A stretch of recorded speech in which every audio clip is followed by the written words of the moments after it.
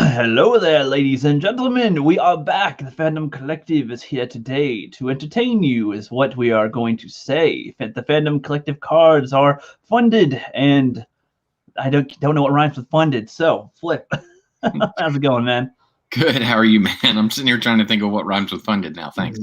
Dunded, bunded, cunded, schmunded, munded. I don't know. We'll see how that goes. But anyway, we'd like to update you guys on our FC cards so you guys can be up to date on what's going on with that. We have reached our funding goal there, our $500. We thank you guys so much. We appreciate you 27 backers for your support on this. This has been freaking awesome. We did a short little campaign, 15 days, and a limited number, so this has been going fantastic.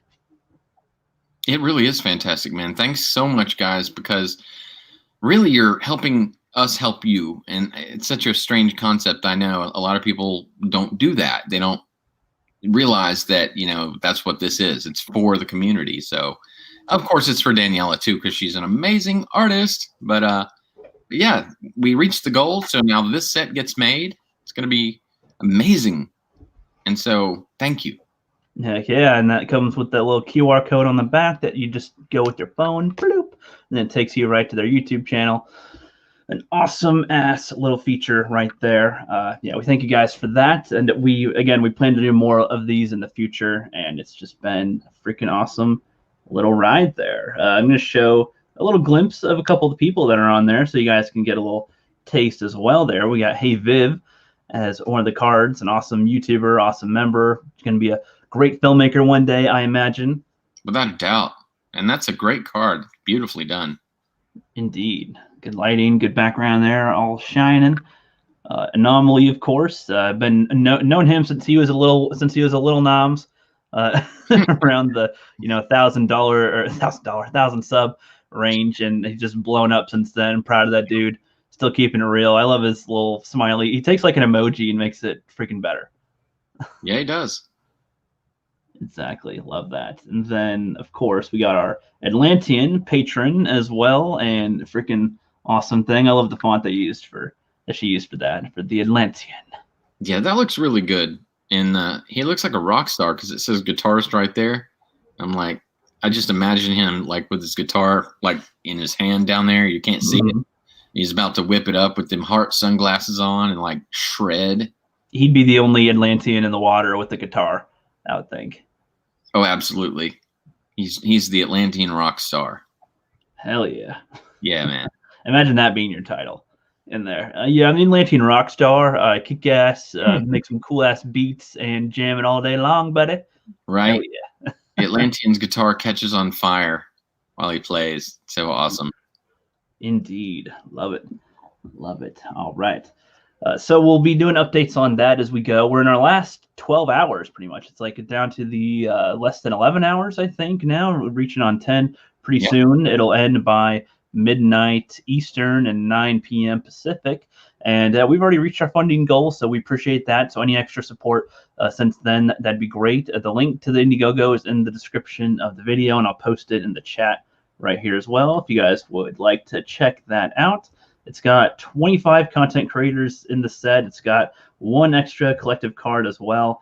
And we're pretty much ready to print them out and ship them pretty soon anyway. So depending on how well things ship during winter and COVID, New Year, everything, hard to say when things would specifically be able to go out, but as late as March, most likely, if not sooner. Probably soon, yeah.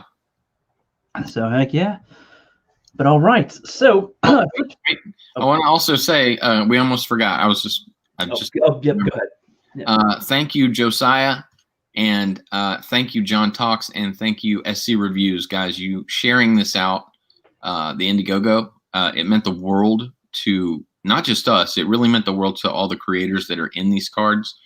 And well, I'm thanking you on behalf of them, but I'm sure they would really thank you themselves. So. A heartfelt, sincere thanks, and God bless you all. Thank you. Yep, agreed. But now, now on to our topic. We'll give updates on this as we go. So I don't know. This one's just like we didn't really have anything planned to talk about today, But I don't know, browsing Twitter, browsing YouTube, and popping in to see what people are up to these days and talking. Just seems to be lots of conversation about the rights to speak in a way seems to come up. It's like topics about Star Wars or about certain other pop culture topics. And I don't know, the right to speak or the right to have an opinion seems to come up quite often. And it just kind of got me thinking about that. Like, how far do people go into the conversation? Is there something prior to the public conversation that we see that's led to have them react that way or not? I don't know.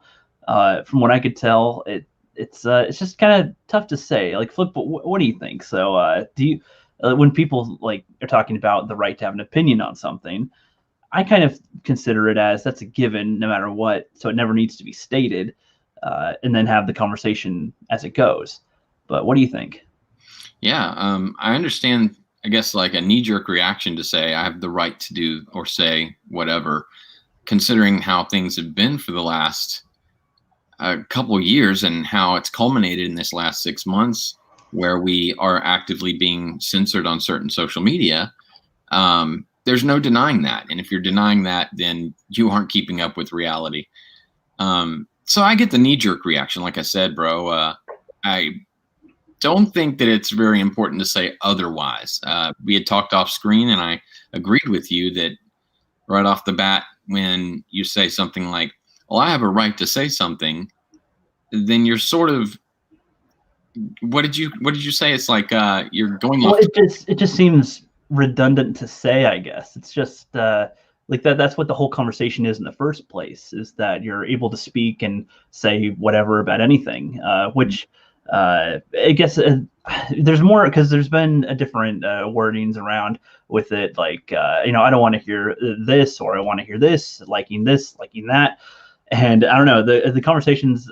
I don't understand what it is. People are like leaving the Fandom Menace based on arguments and everything. Like, I don't know. I haven't carried the hashtag of the Fandom Menace at all ever. I made videos in it. I've been in it for the most part for a while, but like I don't know what it even means to be it now, I guess. With everything.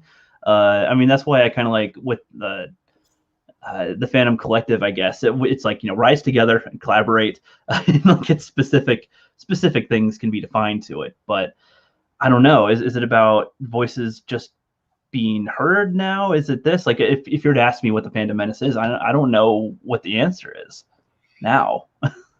Fandom Menace came together to show that it wasn't just a fluke that we were upset with what Disney was doing, that it wasn't just a handful of people, that it wasn't like when the Phantom Menace and the Clone Wars, the Revenge of the Sith, when the prequels came out, it was a unique group of people who just didn't like what George Lucas was doing. George Lucas Raped My Childhood came out as a song, and it was sort of a fad not to like it, oddly enough. This was not a fad situation. We all came together, I guess, really in my mind, from my perspective, a certain point of view, we all came together saying that, we really didn't like this. We're original trilogy fans, some of us prequel fans, and we still just didn't like what Disney was doing. If I had to translate it to what we're doing now, I guess I'd say that we never changed how we felt. Somebody said that it meant that we had a right to have an opinion, right? And I guess I would agree that we were showing that we had a right to have an opinion, because we were literally being, I guess attacked might be a strong word, but it was very similar to it being attacked. Yeah. Well, that's kind of why I wanted to talk about it, I guess. Labeled. was because labeled is kind of, I guess, the term I would use for it, because I don't know, when TLJ came out and people were vocally saying, hey, I didn't really like that film, and people would go, well, then you're a racist, you're a Nazi, you're sexist, whatever. That's so it was like, well, hold on now, what? Yeah. And I feel like that isn't really them silencing us, but that is a method to which can turn people off from listening to you. I suppose that's kind of how I would see that, because who wants to hear from a Nazi or a racist or sexist or whatever? Right. That's a form of trying to get other people to not listen to you. In Right. which that case is something I feel is more severe, I guess, because that's a strong term. That's something that people that if you work for them, like, if your boss heard that you're being called a Nazi all the time, whether or not it's true, they most likely wouldn't want to have that type of thing around. Oh, you hired whom? You hired a racist?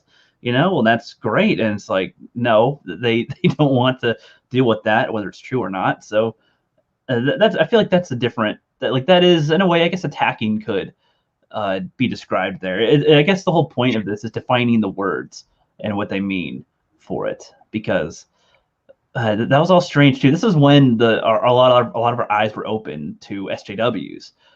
Was with The Last Jedi, was when they would start, we go, hey, I just don't really like that film, wasn't that great. Well, then you're a racist. Huh? This is when the propaganda machine began, and a lot of us didn't see what that was. We just thought, why are these people ruining Star Wars? When I was, it's just so weird. So I watched yesterday morning, I woke up early before work, and I started watching, of all things, a Bob Hope Christmas special from Saigon, 1967 and 68 versions. You may think, why did you watch that? Well, it's a part of history, and it's just interesting to look back and see how people handle things politically. And that was a very similar moment to what we're dealing with, when everyone, hated a war or they hated politics. There were people on both sides, the Democrats against the Republicans. There was just a whole lot of hate. And so what's really weird about that is that Bob Hope said at one point, he was joking, and he's really funny. For his time, I didn't get all the jokes, but he's just funny. And he said something about the Republicans, and I thought, okay, he said this to like 20,000 GIs, right? All these Army guys sitting there. And I thought for a minute, okay, so these are mostly liberals, okay. But then they started praying, and they were singing, hymns and Christmas music. And I thought, that's the liberals I knew growing up. That's the peace-loving, free love, but still defend America and believe in God type of people. And you wouldn't have anything to do with speaking about the freedom to say something back then. It just wouldn't have happened. Right. Fast forward to nowadays, and you've got this Star Wars, new Star Wars movie comes out, and everyone has an expectation. But it's like those people that we thought were liberals had totally became very similar to communists in telling us what we can and can't like, calling us racist for, clearly we're not racist, just for not liking something. So a lot of that passion is carried over to now. And I think a lot of people don't know how to let go of that passion. That's an opinion, of course, but I have a right to say it. Exactly. Yeah. But I guess that can make sense there. Yeah, that a lot of the SJWs, I would assume want there to be a limit on what can be said about something. About, you can't say specific things about something with there. That seems to happen a lot. They don't want comedians to be so open to all jokes. They want, you can't joke about this, you can't joke about that, which is a problem that I would say. But I don't know, I guess in conversation with movies, I'm so used to saying whatever it is anyway, regardless of whomever it's with. And I never feel like you need to say anything about people being allowed to say anything. I just noticed this more with a lot of Star Wars channels now, and there a lot of them are my friends that will reiterate that you can have a difference of opinion. But I don't know. To me, that's just a given that there will be a difference of opinion, and you will argue about it, and you will have a discussion about it, and that's just kind of how conversation is. But then that just kind of got me thinking on the philosophy of conversation for a bit about stuff, because it looks like I've seen lots of rifts happen through these conversations.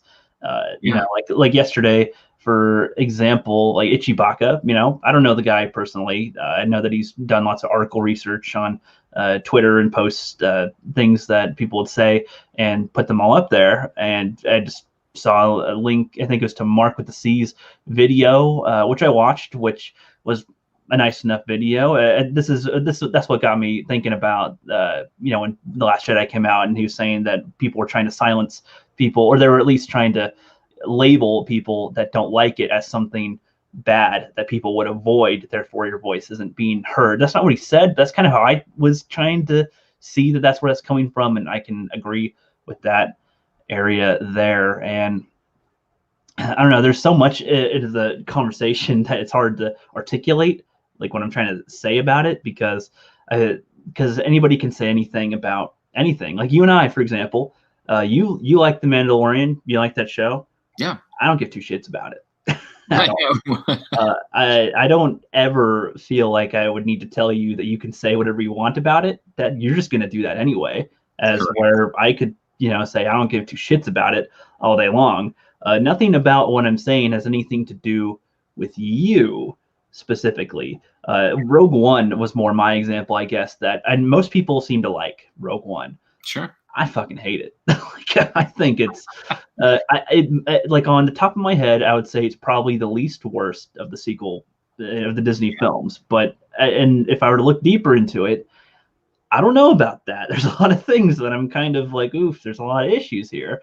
And of course, when you look deep into anything, you can find issues. But to me, that doesn't mean, well, then everything is all dumb and you just pick whichever ones or whatever. No, I'd say that in a way you can find what's the best regardless, even if there's no perfect. If there's 80% is the highest one that's closest to perfect, well, that's what I think people should strive toward, I suppose. So that's when I say I don't like something, that's kind of what I'd prefer to see rather than the 40% down here, if that's where it was, I guess. Yeah, but it scores higher.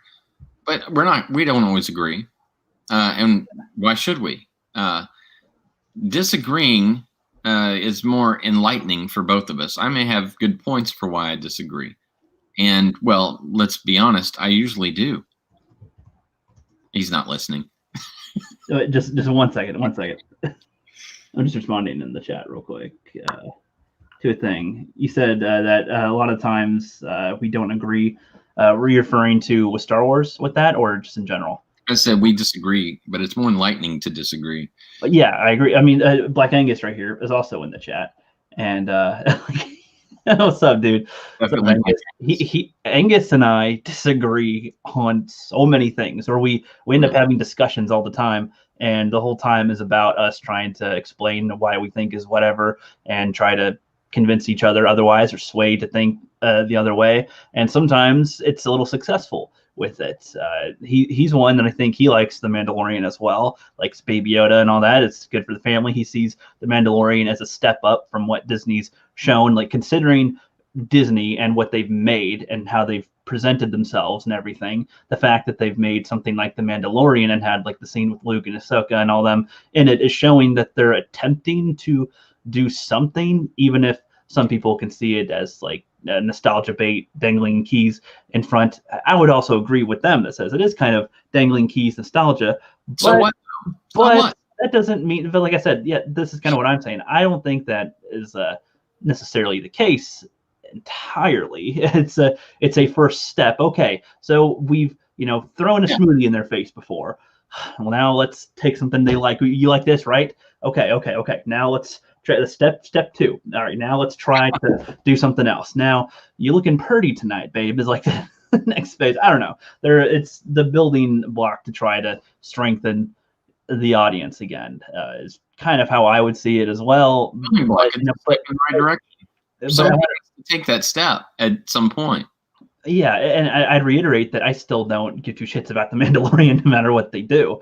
I guess that's just how I feel right now about Star Wars. I feel like I want friends over that. I want them to take a break. I want them to just put all stuff down and think about it for a bit before you approach another Star Wars project. But if they opened a can of worms bringing in Luke for sure. Yeah, but they did, and a lot of people enjoyed it. It sounded like he kicked some ass in that one, killed a lot of droids, which I'd like to say he's never really been a badass as far as a character goes. Like as far as like an action-packed like an Arnold Schwarzenegger moment of slaughtering things down. He's not really done that. He's taken down a Funny you would say that. He's taken down a walker on Hoth just by cabled up, threw a grenade in there. Okay. He took out the Death Star barely, thanks to all the rebels that were there and Han and stuff. But I mean, that was a good moment. I don't know if I'd call him a badass for it. He choked a couple pigs. I guess the only moment of action where badass could be applied is in Jabba's palace, I suppose. Yeah, where he choked. So I mean, to add a moment of badass to it, I don't see that as a problem. I'd say he might not. I would think that he might not do something like that, but at that point, I don't know. I mean, maybe he just felt like having fun slaying some droids. They're not people, and they're so I'm just gonna have fun. Why not? Well, it's not what they did; it's how they did it, and it's like what the Fandom Menace has been screaming since day one of the sequel trilogy. I always want to say prequel. It's that they told a story and they told it first above, putting effects and, exciting things that don't make any difference. They put the story first and they showed respect to what came before it. So Luke jumping out and slicing all these, droids apart, it made you think of a lot of things. Oh, I thought the droids have Beskar. Oh, clearly they don't. Oh, it reminds me of Obi-Wan and Qui-Gon chopping, droids down. And then, it reminds me of Darth Vader in the hallway of Rogue One. It made you think of a lot of things. And they didn't show Luke's face, which I think would have been disrespectful to the character, because he had this, he had the cloak on, not showing his face. So they could do a lot without putting that fake uncanny valley situation in the fight. Then when they get, Luke to be in front of everyone, finally it's like, you haven't seen all this, but they, do the reveal, and you can tell that with the budget they had, they did the best they could, and they did it that way out of respect and for love of the character. You can forgive almost anything in a movie if respect and care are placed, in the story and in what the fans have always liked. It's like I watched a video recently. I don't remember who it was. I've been watching a lot of them on, this very particular episode. But they said that, it was some new guy, actually. I think it's called Talking with My Hands, and they spell hands like Han Solo. Okay. Yeah. New guy out of nowhere. Actually really good at it. Quality stuff. But he said there's two different kinds of fan service. There's the type of fan service, as defined in wherever it was. He pulled it, some dictionary or wiki or something. And that's when something is done in a story just for the sake of doing it, so a fan would say it's pretty cool. This is my layman's definition of what he said and what he found. The other is where it supports the story and still accomplishes the same goal of making the fans excited and reminding them, I guess you could say member berries, but something that supports the story and shows that there was thought and care put into it. So yes. So I guess what you mean is like with the little Yoda, it's a Force user, and people have been after it for this whole time. And it's Luke's known only one other type of species like that, and this is when there's really no Jedi other than him, essentially. And it would make sense for him to show up at some point here in the story. Sure. It's kind of what you mean by using good writing, using what they have to put it in the story, and it makes sense, and it's a fan moment, essentially. Yeah, totally. Like, they're totally not going to use the hell out of Luke. I mean, I can't imagine that they would, not unless they got the deep fake and the CGI a lot better. So yeah, I would assume, like, if it were me, and the fact that you don't have a young Luke, I would I probably wouldn't have even shown his face. I kind of liked, just based on what you described, I like the idea of Luke being the hero savior in this as a dark cloaked figure. In a way that's like, you don't even see his face, but he's the good guy. But it's like a dark kind of like, oh shit, like, I don't know about this. He's good, but oh my god.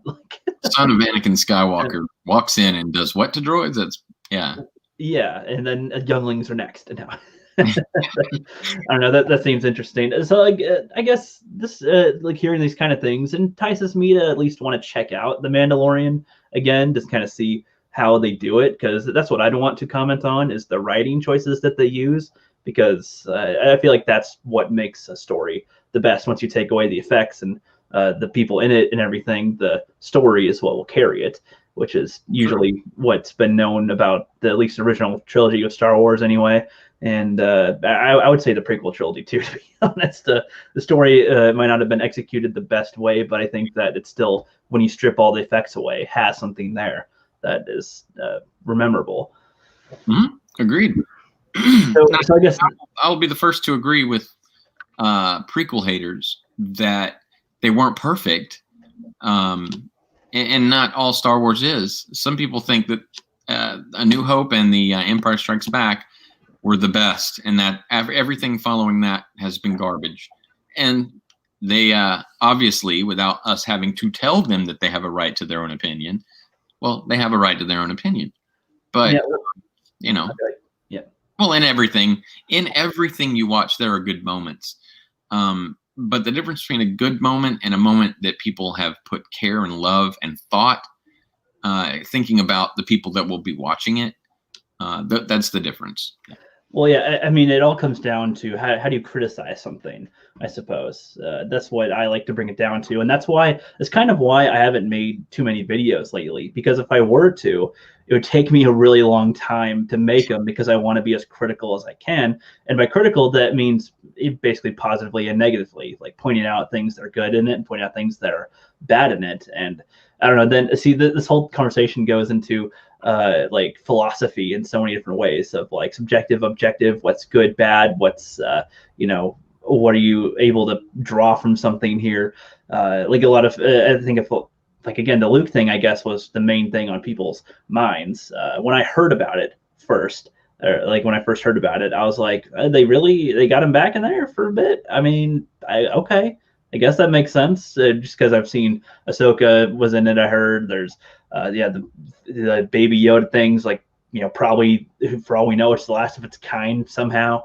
It's like, okay, that would make sense. It'd be kind of weird if all these events are going on and if the stakes are increasing, or more of the remnants of the Empire or some for some reason trying to get this thing, that Luke would go, okay, what's going on over there? What's that? Oh, there's a little Yoda thing. What the hell? Okay, little green thing that can lift a rhino. All right, okay, I gotta check this out. Let's go see what we're doing here. But also making me think of is Kylo Ren gonna kill the little baby Yoda? Is he gonna kill little baby Yoda at age like what, 60? Everyone's thinking that. And if you haven't thought that, does this lead to the sequels, then you're lying to yourself, because everyone's thinking that. Like, I really hope it doesn't. I've heard a lot of rumors too. I mean, come on, we're all watching the same people here. But if you have seen the same stuff, then you know what I'm talking about. People are thinking, well, it could be that they go to an alternate universe, which, in my opinion, would be just fine. But then you're going to piss off the other half of the fandom. Or would you? Because then you have both universes and you have the world between worlds. And, that's where some of the question goes. And then I saw there was another thread. I forget what it was, but it's basically talking about what's canon or what's not canon, or what George Lucas thought was canon. And it's just like, this whole conversation brings me back to even with Sith Kryptonian a long time ago, when he and I were having an argument about it. But it was mostly the definition of what canon is like, I suppose, what's the current continuity. That doesn't mean it's the true continuity, is what I would say. It's like what existed before. Like if the whole, let's just say the whole 6 Star Wars films from George Lucas were made, you can't all of a sudden be like, well, those are non-canon now. Like, those were official Star Wars. That is official Star Wars. But then, like, the sequel trilogy, it may not be under George Lucas's thing, which is where, this is kind of where my definition of canon would start to vary, because the creator of this whole thing, for the most part, isn't really attached to it at all anymore. So what of it can really be canon now? But it is the current official Star Wars stories being told. So if they're telling you that the EU or something else isn't involved in it, I think that's just a clarification that, when you're thinking about this or questioning this, don't look to those, because it's not in this. It's still in the official Star Wars stuff for what was before. It's kind of how I see it. Because Dragon Ball, is like this canon can't make sense in Dragon Ball because the way it is, because the creator himself makes contradictions and forgets things and like changes somebody's hair for forgetting that is what the hair color originally was. Right. There's a character that had lavender hair, and in the newest ones, this is like over like 20 or 30 years later, brought him back for something else and made his hair blue. And it was just like, whoops.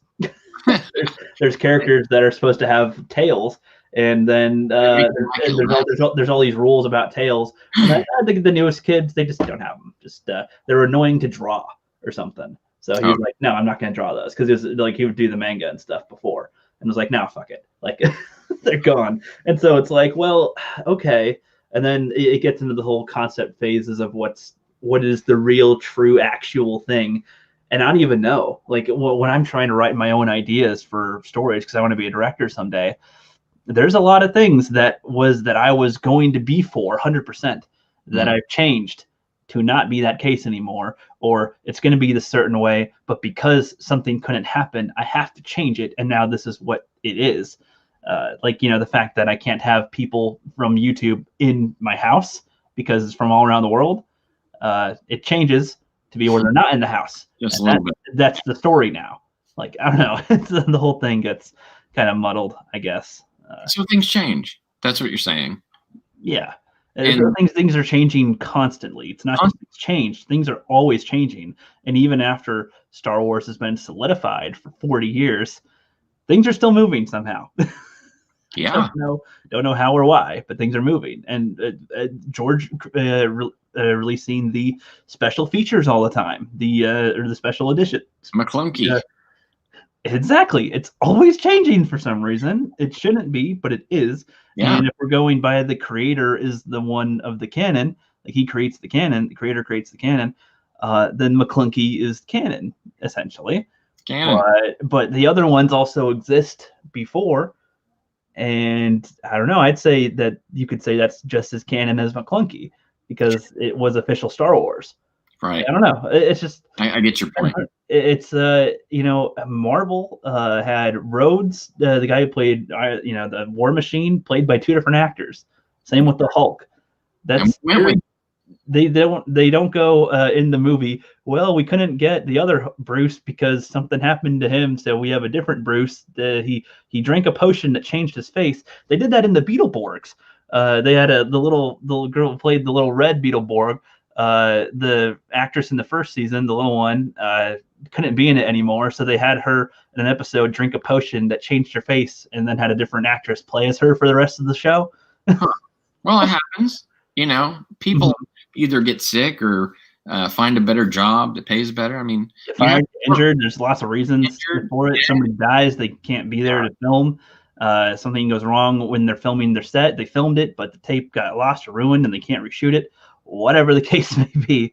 So I don't know. When we're talking about Star Wars and all these things, like all these other aspects start to come into my head about it, and then it's not even about what we think about it. It's just kind of what it is. Like why people have an opinion about it and are in the same movement, but then start saying they're going to leave the same movement over changes, over positive changes for most of us. But since not everyone hated it, that's what I'm getting from it, actually. The changes are going to happen. Some are going to be good for you. Some are going to be bad for you. And of course, like you said, everyone has an opinion and they have a right to say what they're thinking, right? So, yeah. Regardless if I say it or not. Yeah, whether you say it or not, you have an opinion. And if you do still say there. It, you're going to have to deal with the consequences of your, bringing it to light. And I think a lot of people have trouble with that. Like, I'm not naming names. I don't really even know everyone that's even said anything. I honestly haven't read all of it. I've looked at some of it, and I'm just like, well, posting on Twitter, especially you and Penny and Fallon, like see the different dozens of different YouTubers that have videos that come out that say different things. Bits of it.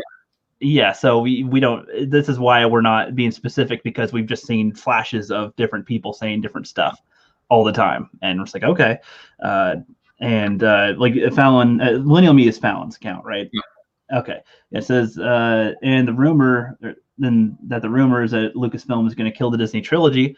I don't know who said that, but I doubt that's going to happen.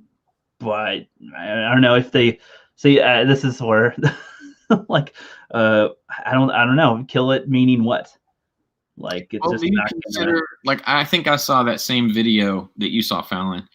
Do you consider that person? I can't remember who it was either, but do you consider that person a credible source? Do you consider me a credible source? Well, If so, you might want to rethink that, because I'm just looking at the same things you guys are looking at. But I did see that, and I hope they do.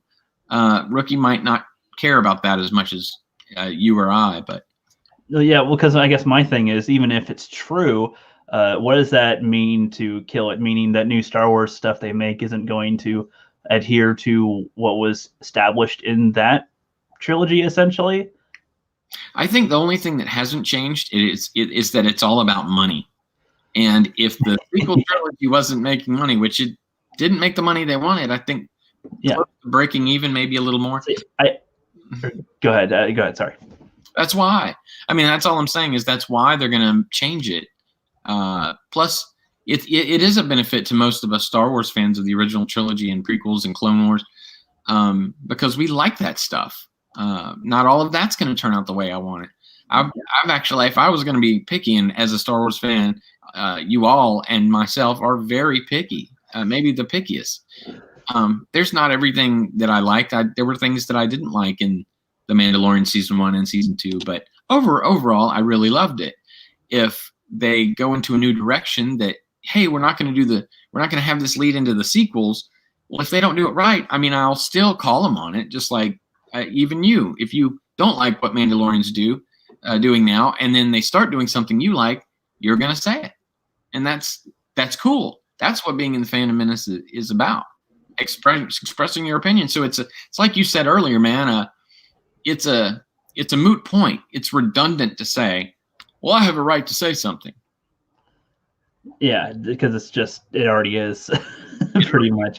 I guess my thing to comment on like the Disney trilogy, if they were to kill it, I mean, I feel like it's better for a company to wear their failure on their sleeve, I guess, to move forward from it, learn from it. Like if I am able to be an actual director someday, I wouldn't. I feel like it's kind of a cop out to be like, well, just don't consider this as anything real anymore.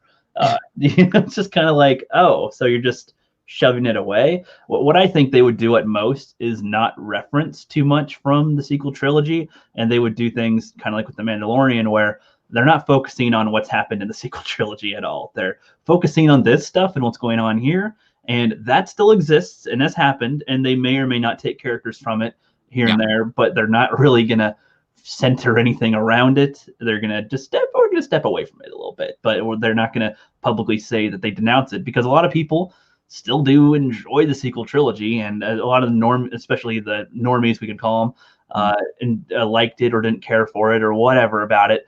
I just think it'd be extremely confusing to all of a sudden be like the main movies that everybody watched and got, I know that a lot of toys didn't sell, but still some merchandise here and there to be like, oh, well, those just now aren't a thing.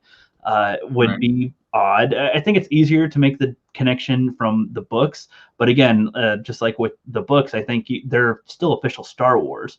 They're just not considered to be tied into this story that Disney's making. So I don't know. I feel like they could still sell EU toys if they wanted to, still sell prequel toys, still sell original trilogy toys, and things like that. And other, like, have they made, Angus has mentioned this too, and I agree with him. How come they haven't made a Mando game? That's something I'd probably want to do. I don't care about the show, but I probably wouldn't mind if they had a decent type of exploring, doing different missions in the Star Wars universe with the Mandalorian. That'd be freaking cool. That would be. I'd want to do that. That'd be a cool game. Yeah, I'd be down with that, man. Yeah. Well, they will, I guess. My guess is, and what do I know, right? But maybe they put season 1 out and they're like, okay, they do like it. Hey, Fancy, good to see you, bro. Yep. Then the second season, they're like, well, let's see how well this goes over. Like, I think the first one was sort of a trial by fire. Like, if it goes well, we'll let you try more risky stuff. Hail, Thomas. Hail. And then they tried risky stuff like bringing Luke into it, Boba Fett into it. Spoilers, guys, so my bad. Uh, but maybe now they're going to be like, okay, well, we can make some real money off of it and start pumping out that video game like you're talking about. That'd be awesome.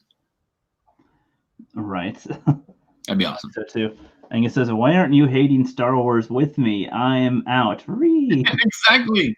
I couldn't have put that better, bro. Yep. He says, "I'm tired of the Fandom Menace fake news, yet no one calling it out, turning a blind eye." I guess that's referring to people with different reports on stuff, different rumors that are heard or whatnot. Which I'm okay that people still, I guess, report them. But if it's stated that it's just a rumor, that's fine. But it's just because there is an audience of people that want to hear it, whether it's true or not. Just as part of a discussion in a way. Like I'm sure I don't know if it's similar to say like with theories about characters before the sequel trilogy came out. People were wondering who's related to who's doing what. If that's on a similar basis, or if the rumors he's referring to is a different type of thing here. I'm not sure. Are you being sarcastic there? Because the last one was pretty sarcastic. No. This one's legit. What's the fake news of the Fandom Menace? I might have missed.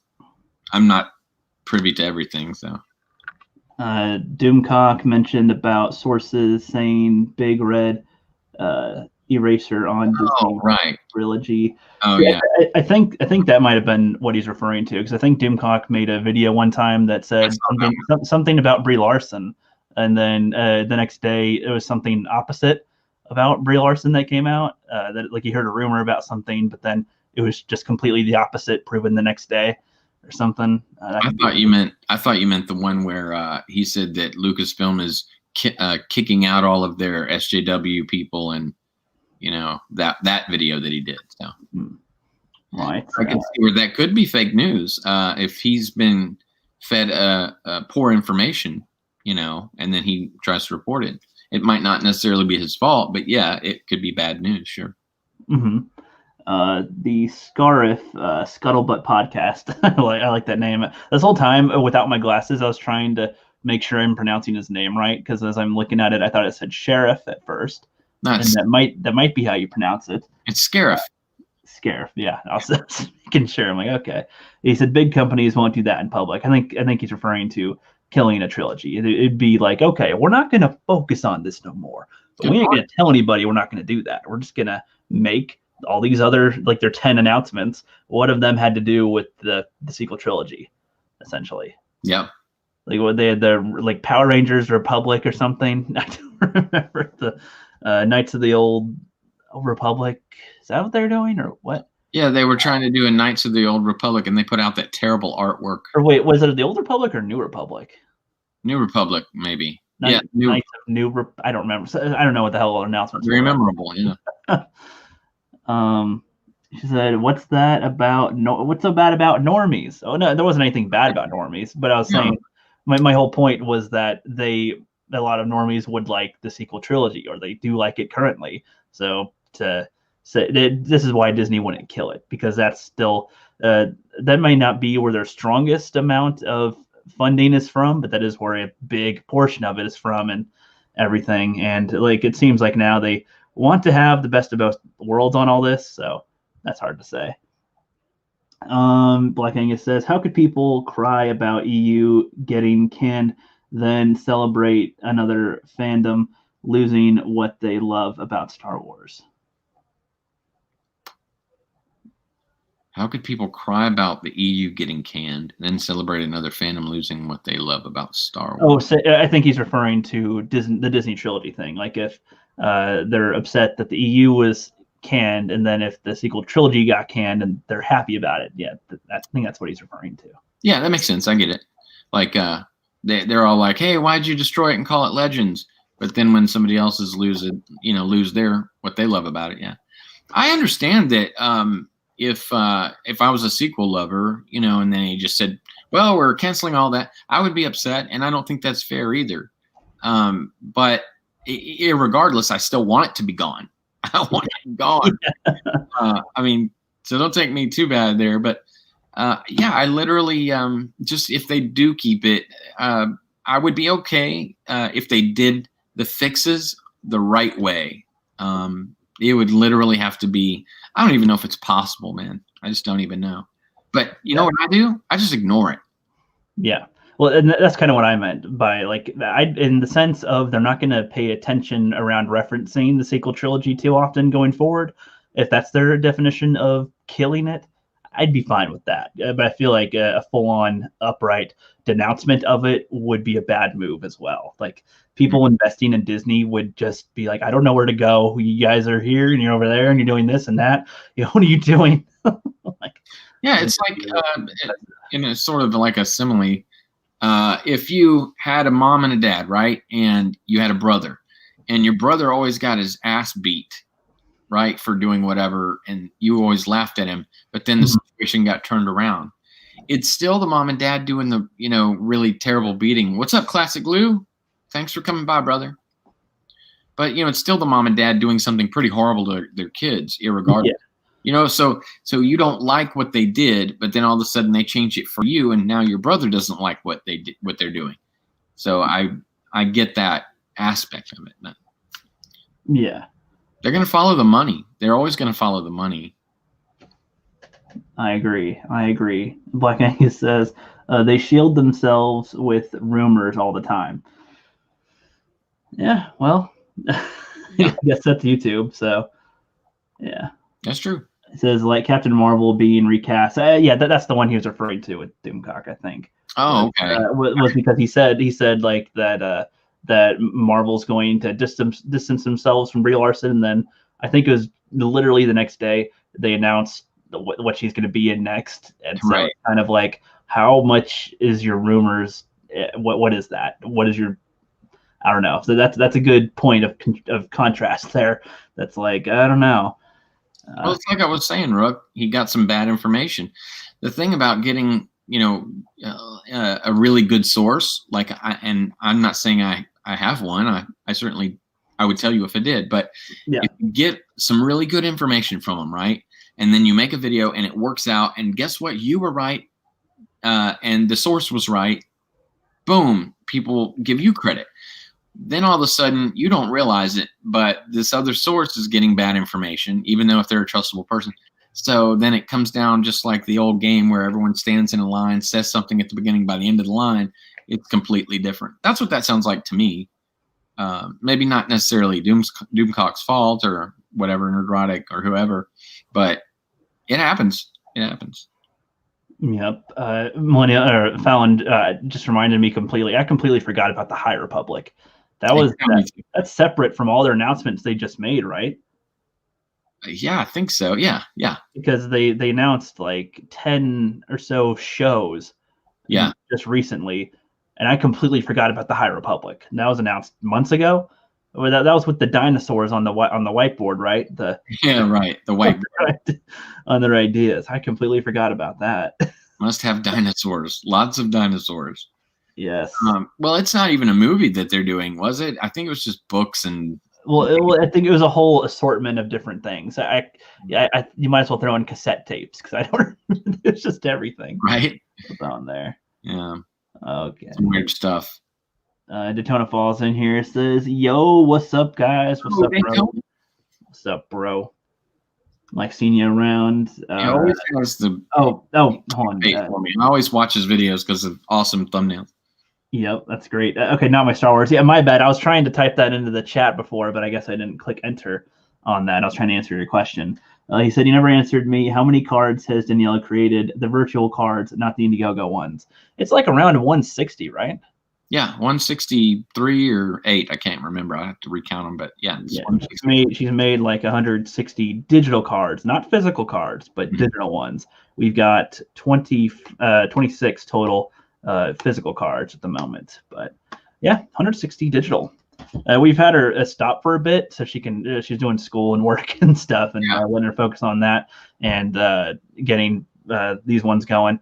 And yeah, so she's appreciated the break a little bit. So that's good. But yeah, I don't know when we'll get those going again with her. It all depends on her schedule, to be honest. That's up to her. It looks like close to January, if not February, for sure. Yeah.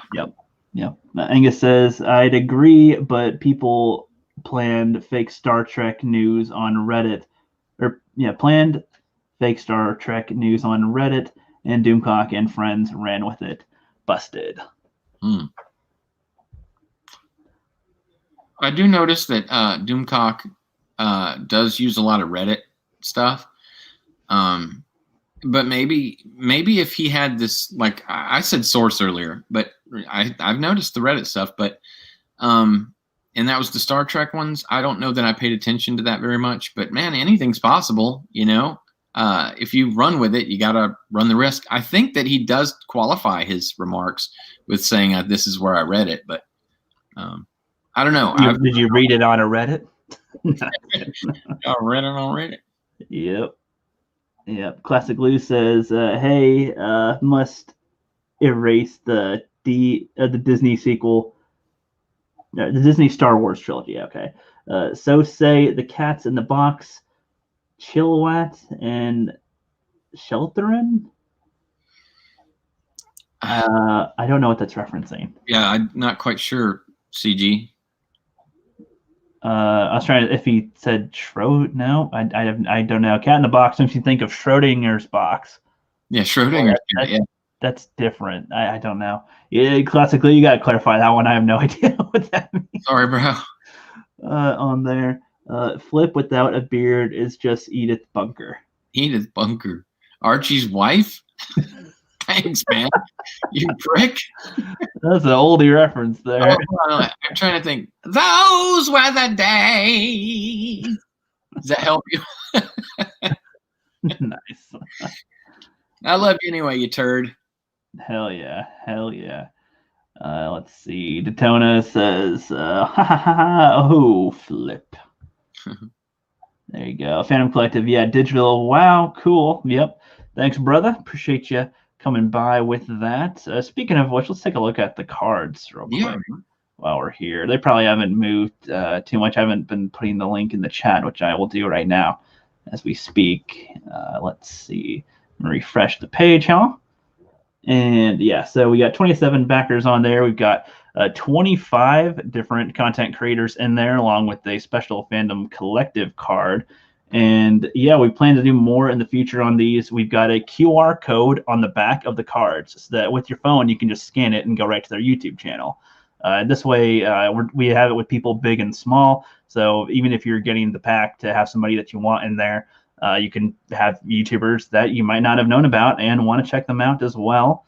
In the future, we're going to do a poll that says if you guys want to know who's in them, but I don't even know if we'd say who's in the whole thing because I don't know. I feel like getting cards is kind of fun to get some surprises. Yeah. But I do understand when you're like backing an Indiegogo, especially, you want to know at least a few people that are going to be in it. At least, even if you don't see the image it's going to be, to know a few YouTubers that are going to be in it does make sense. Totally agree. Yeah. So with that, we'll just show a few here so you guys can see for yourselves. Got Anomaly Inc. He's in this set right here. We got Shellback, the TJC. We got Stephen Walton. Hell yeah, he's got his angel wings. Got our buddy the Atlantean with his Guitar of Might. I feel like he should kind of roll with that as a character trait. Like, I totally agree, man. He needs to get a guitar for his channel to really to show him kicking some ass. Man, that and those glasses. Oh, I know, right? Well, he's got a whole collection of glasses. So doesn't he look like a biker dude too? Like for sure he looks like a Viking that traveled to the future and is now a biker. Yeah, that's good. That's what I would say. Yeah, and we got Hey Viv in here as well. Filmmaker, going to be an up and comer on film one of these days. We'll probably be seeing in some of the films that we watch. Who knows? Yes, and these cards right here are the FC team cards. We just had those physically in hand, so this is what Rook used to show you guys what they basically. Yeah. Pretty much, because we don't have the whole set printed yet. That's what the fundings for this was for. But we do have our 7 cards. I'm holding 2 at the moment because I dropped the rest on the floor when I picked them up, and I don't feel like bending down that far. I might fart. I'll have to avoid that. at the moment. But yeah, links in the chat, links in the description as well. And let's get on back to the Chiggity chat and see where we are. Okay. So Millennial Me says cat emotes. I don't know what that's in reference to. I'm not sure either. Oh no, wait! It could have been reference to him talking about the cat. Wait, he's using cat emotes. Oh, okay. On StreamYard, that's what those words were. Huh. So it said, translated it to words. Wait, so it says, so say the cat in the box, and then it has chill with cat, Shelton. That's an emoji? I guess that's what she's saying, right? I don't know, but on here it just says it's a word. It's weird looking. Because Angus's has the emoji. I don't know. I feel like an old man right now. I don't understand what this means. And by the way, Angus, I do have a beard. It's just really thin. I got all like artistic with it. So that's what all women say. Yeah, just kidding. They do get artistic with it. Yes, indeed. No worries. We'll double our efforts. We shall double our efforts. They were emoticons. Well, that's just funny because on here it just wasn't. It's just the words, so we're confused. We're like, what? He says, look in the new custom emoticons for the chat. Don't know why it did not show. Yeah, that's way. Oh, and I think I know what he means because it's the YouTube added like a newer little section of emojis that isn't a part of the basic ones or something. And for some reason on here it didn't show. It was weird. Put some more of those in the chat so I can tell if they come up as the emojis or as the word. The funny words would be great to read. That was weird. Do a whole bunch of them, Classic Glue. Yes. Angus says, I want a Chris Horror hollow foil card. Oh yeah, he'd get a special one for sure. Yeah, we should do that. Well, I don't know if legally we could. No, we wouldn't be able to. But that'd be funny. That would be funny. Cult. Oh yes, the cult boy. Those who remembered that, you know. Fun times. Let's see. Now my Star Wars says, are they stiff or more like playing cards? Would be cool if you did a set of 52 like regular cards, edition 1 and 2. I don't know what you mean by stiff exactly. Let's just blow my screen here. So this is an example of one of the cards of the trading cards here. It's I don't know, the flexibility of that. I used to have like a set of cards of like regular poker cards here to compare it to, but it's just slightly smaller than like a playing card. But this should be the size of like a regular baseball card, I would think. I don't know if showing it in my palm better on there. They're the same gauge of thickness though as regular trading cards. Yeah. I don't know what there, but yeah, it's sturdy. I don't know. we keep it stiff around here. Exactly, always stiff. No limpness for us. Yeah, I'm not a trading card expert, so I don't know how to describe it. I would say Yu-Gi-Oh cards are thicker, Pokemon cards are lighter, poker cards, playing cards are much thinner. I guess they're more bendy. That's all I can say. I don't know. Yeah, they're thick enough. We wanted to make sure that they were, like regular cards. So I think you'll like them. Yeah, I hope that helps answer the question at all. He says, go look at the actual chat. I'm looking at the chat. What do you mean? Like, hold on. I guess does he mean on YouTube? Let me see on YouTube. My phone is charging, so let me see. Because I'm just looking from the StreamYard chat on there to see that. Let me click on this one and see what that is. Okay, that's what he means. Okay, so his thing. So Flip, look at the screen right now. So this whole thing, if you look on YouTube, is a bunch of the emojis he's talking about. But on StreamYard, it comes up as a bunch of words. Why YouTube? Oops, buffering. Stay home. Do the 5. Elbow bump. Good vibes. Thanks, Doc. Video call. Virtual hub. Video. It says video call. Video call, right? You got this. Sanitizer, take out, hydrate, chill with dog, elbow, cough. Which I guess is this. Yeah, well, we can actually find out. Yeah, that'll be cool. I'm going to share the screen now because I want to find out what all of that is, because that's funny. Okay, so it's chat. You can see what. No, okay, I'll keep it up on here so you can see what I'm talking about, because that's what it shows on StreamYard. And then, let's see. And then on here, if you look on the chat window, right here on the side, that's where it is, where my mouse is right here. That's what he typed in the chat, but we don't see that. Wonder why that happens. I guess it's just like a glitch or something for now, or StreamYard just, I don't know, can't comprehend it. It's too much. Well, it got the titles of them because YouTube must have titled these. Yeah, the program for the emotes just aren't coming in for the image, I guess. Yeah, there's literally a emoji with the dab. Dab. An elbow cough.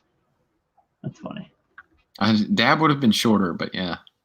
that is funny. That is funny. Let's see. So he says emojis are just code. So, for example, a word between its StreamYards. Yeah, exactly. Yeah, that's what we're kind of getting at right there with that. Then Angus says, I'm stiff. Well, you're usually pretty stiff and hard. We always know when you're in the chat. That's for sure. Exactly. It says, yeah, the flex compared to playing cards. Okay. So, yeah, I hope that cleared that up for you. He says, I mean, playing cards like poker. Exactly, yeah. The playing cards, I used to have them out here to show for an example, but I think I put those away. So for a comparison, so you can see yourself the comparison. But that's all good. And he says, so that is the rest of the emotes. Yeah, we just took a look at those. Those are pretty funny to see with that. But yeah, the emotes have totally taken me off Star Wars, and I don't even want to go back to it right now. Really? Is there anything else you wanted to comment on that? Our Star Wars conversation, I guess. Yeah, definitely. I want you to watch The Mandalorian. Did you watch the season 1? It seems like I remember you said you didn't.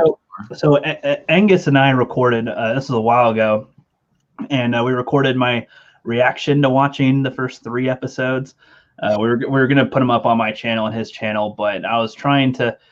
Because I was trying to show some of the footage or trying to cut out parts of it and show some of the footage, or even blur out some of the footage, but still show some bits so you can see what we're doing. Disney just copyright immediately strike, so you can't blocked it immediately. And I'm like, fuck. So I haven't posted them yet, but I should at some point, I guess. Yeah. You guys see my reaction to them. The first 3 episodes, just to sum it up, I didn't really feel it very much. It felt like the pace was very weird and not much was happening for it being the first 3 episodes of a show. Like, there's not much to go on to go, okay, what is happening now? What's going on here? It's just Baby Yoda, and then he gets the ship taken apart, and then he's got to go get Baby Yoda again. And I don't know, I just wasn't really for it. I thought it was funny that the Jawas were being disintegrated. That was kind of funny for some reason. I don't know why, but that was all right. Yeah, I don't know. It just wasn't doing enough for me. I just wasn't interested. There's nothing in it that made me want to see what happens next. Even by the end of episode 3, I was just like, I just don't know if I care. I don't even know where is this show trying to go? It's just figuring out who the baby is, which sounds like doesn't really even happen in season 2 of Mando. So I don't know. Like, Game of Thrones had a slow start, but I feel like there was enough in there to really make you want to stay to figure out what's going on because the first scene of Game of Thrones was the zombies, pretty much, was the White Walkers right away. Yeah. And it's like, what the hell? And then you go to the town, you start seeing some of the other characters, and it's like, okay, so there's enough here to maybe not entice you entirely, but I thought it was enough to be intrigued. With Mando, I just haven't. There's not enough. There's just more questions that come to mind, like decisions that he would make. And I'm trying to not be critical, but then I'm like, oh, why do you do that? Like, after with the whole, what were the beasts he had to ride? I can't remember the name of those. Whatever they were called. Whatever they were, yeah. He had to ride them. It just seemed all very weird. It's like, oh, you can only ride these to get to where you need to go. and the terrain didn't look that bad. And then they had the droid randomly show up. It's like, how'd he get there? IG-11. Yeah, IG-11 just also got there, who didn't do that. And it's like, okay. And then he just eliminates a shit ton of people just walking up immediately, which that's a weird tactic for a bounty hunter droid. I would think he'd be a little more stealthy, but all right. And then Mando just walks up to it right after all these dudes got shot down. And he's also a rival bounty hunter, essentially. Like, they're both trying to get the prize. So I would assume, you're pretty much against each other, not with each other at the moment. And so it just seemed weird. And she got shot, which was lucky he didn't get shot in a vital place, I guess, because that could have been bad. He didn't have his full armor at the time. That's invincible. And so I don't know, the whole time I'm watching, I'm just thinking of stuff like this. I'm not trying to, but not much else is happening. That's all I'm thinking about. And sometimes like they'll have music playing when he's just kind of walking, and I'm just kind of like, I don't know. For some scenes, I think it'd be better to just not have music going. I thought it was funny when the Salacious Crumb thing was getting kind of fried. It was just kind of like the dude's looking at it like, oh shit. But I thought it would have been kind of funny rather than just showing that in the background. It's a, hey, look, that thing's being roasted. If Mando was like hungry and he's like buying it, I'll take that. I'll take the live one so I can roast it later myself. Or something like, I don't know. So then that way it wouldn't just be a random. That way it wouldn't be a random little glimpse of something. It'd be like, oh, that's actually kind of in the story here. It's going to be a sustenance for later, or whatever. Or Baby Yoda will eat it or something. I don't know. Right. That'd be kind of funny. A little bit of fan service right there. It didn't really support the story, in the more negative type of way. But it was fun to see that. And hey, man, I get it. I actually agree with everything you're saying. The fact that he jumps on this spoilers, by the way, this big gun and spins around and just magically shoots everybody perfectly. Yeah, nobody gets out of the way, ducks. Yeah, they all just take the hits. I'm like, wow. I don't know. I was primed. I have to admit, as a consumer, I was primed because I had so much anger going into it, and there were good things about this, and rumors. So I was like more willing to give it a shot. You didn't like the Baby Yoda reveal at the end there? No, in fact, when I saw that, that's when I was kind of like, oh, okay. I'm just like, I don't know. I don't know. That didn't grab me. I didn't care. To me, it's that I don't want to learn anything else about the species. Please don't. Just the more the more info you get on some things, sometimes it's good, sometimes it's not. It's debatable on whether or not knowing Darth Vader's backstory was beneficial or hurtful to him. That's debatable by a lot of people on whether or not that was good or bad to know about it. A lot of people didn't want to see him as some little kid on a planet, which I'm okay with how they did that. Yeah. But I can see where they could be like, why would we need to know this about Vader? In a way, I think it helps strengthen the story, but I don't know what knowing more about Yoda's species, it seems to just raise more questions, I guess, but not in a satisfying way to me with it. It's like, oh, he's 50 years old, but he's a baby. I'm just like, man, imagine being a parent to one of those things. My God, you got to raise a baby for 50 years. Like, so when it's 100 years, is it 1 year old? Like, is that the ratio? I don't know. That seems to be that raises it to me. Did Yoda die young at age 9, essentially, compared to human years? Like, yeah, I get the idea, but I mean, for me, like, and again, I'm just one in a million. Not always gonna like everything everyone else likes, but sometimes I have to watch things maybe weeks later, and I'm like, oh, I really didn't like that. Why did I like that? And then sometimes I'm like, ooh, this sucks. And then a couple weeks later, I'm like, oh, but it has some redeeming qualities. So that's normal. But maybe if you went back and watched them all the way through, maybe you would have some more positive opinion about some of it. But it did have a slow start. That much I'll say. Did Angus like the episode you were talking about there? Angus did. Yeah, he likes the first couple of them. I think he doesn't love them so much, but he thought they're okay for the most part. I think he liked the later season, the second half of Mando. I think I don't remember if he liked episode 4 or not. I hear that's the more debatable one of season 1. So I don't know, but I don't know. Like, I'm okay if there's slow starts. Don't get me wrong. I'm good with slow starts, but I feel like there wasn't as much substance with it, which is the problem for me. Like, Lord of the Rings has a slow start. It has a slow go the whole way through. Oh yeah.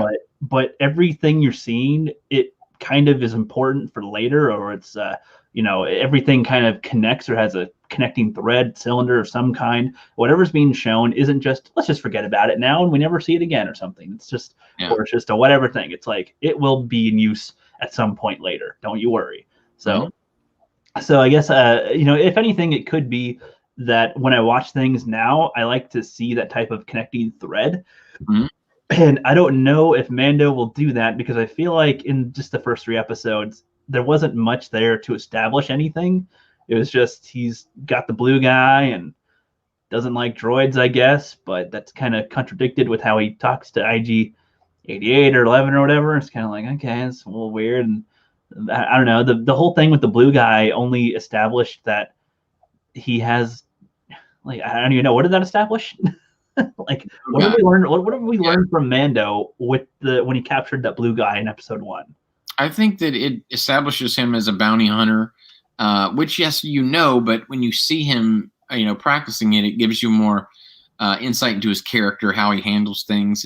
He's supposed to be this like a Western character, so you want to see this outlaw type guy doing his thing. The blue guy just helps you, see that the blue guy's getting bullied. So you see what the difference is between Mando and a truly bad character, like a bad guy. Subtle, I mean, not the worst guy in the world, but a bad guy. So I think it was just establishing character for both of them because they do use the blue guy again later. Well, I guess I mean in that first episode, other than the bar, once he has the guy, and until he brings them to the guild, what do we gain out of any of that? I guess I feel because they get attacked by a worm thing and he just kind of shocks it. They ride in the car with Brian Posehn, and then he talks about Life Day, and then he gets frozen. I don't know. There's a lot of space in there where I feel like something else could have happened, and it's kind of like, what is this for? I don't know. It just seemed like you could have done that. I feel like something else could have been done to make something happen. And honestly, I hate that they had Mando talk. I kind of was getting the impression that they were going to have him be a silent character where it's reaction from other people. It's his subtleties and what he's doing that helps portray him as a character and what he's doing and what he wants. But, I would have been okay if it was few words rather than a bunch. I could bring in warm or cold. Like, okay, so he's only going to speak on occasion, not too often. But then he talks a lot. I don't know. I kind of wanted less voice from him. Will fit the Western role of just mysterious. Who is this guy? Why does he do it this way? How come he doesn't talk much? What is this? And you can kind of figure out. It's up to the other characters to figure out what he's doing, whose side he's on, what he wants. Yeah, I see what you're saying. I see it through your eyes, but I interpret it differently, which is just me. But well, I guess that's the thing, because when I'm seeing it, I'm just seeing not much happening, and then in my head, there's what else could be happening, what else could have happened, and it's just a direct in you. And it's not my expectation. It's just I'm seeing what's presented and going, oh, but you have all this food and gold around you, but you're just going past it. No, what? Well, he's a good guy deep down. They want you to know that he's just doing it for work, and ultimately because he's a foundling, which you also do kind of learn in that episode. It's what it is, I think, is the lore of Star Wars. It's all setting up character, environment in that first episode. So let me see this. How did you like Bill? Yeah, I don't think he saw Classic Blue. I don't think he saw him yet because you've only seen the first 2 episodes of season 1, right? First 3 episodes. 3 episodes. He said, how do you like the Bill Burr character? I thought he was a great addition to the series. He was a real good grounded character.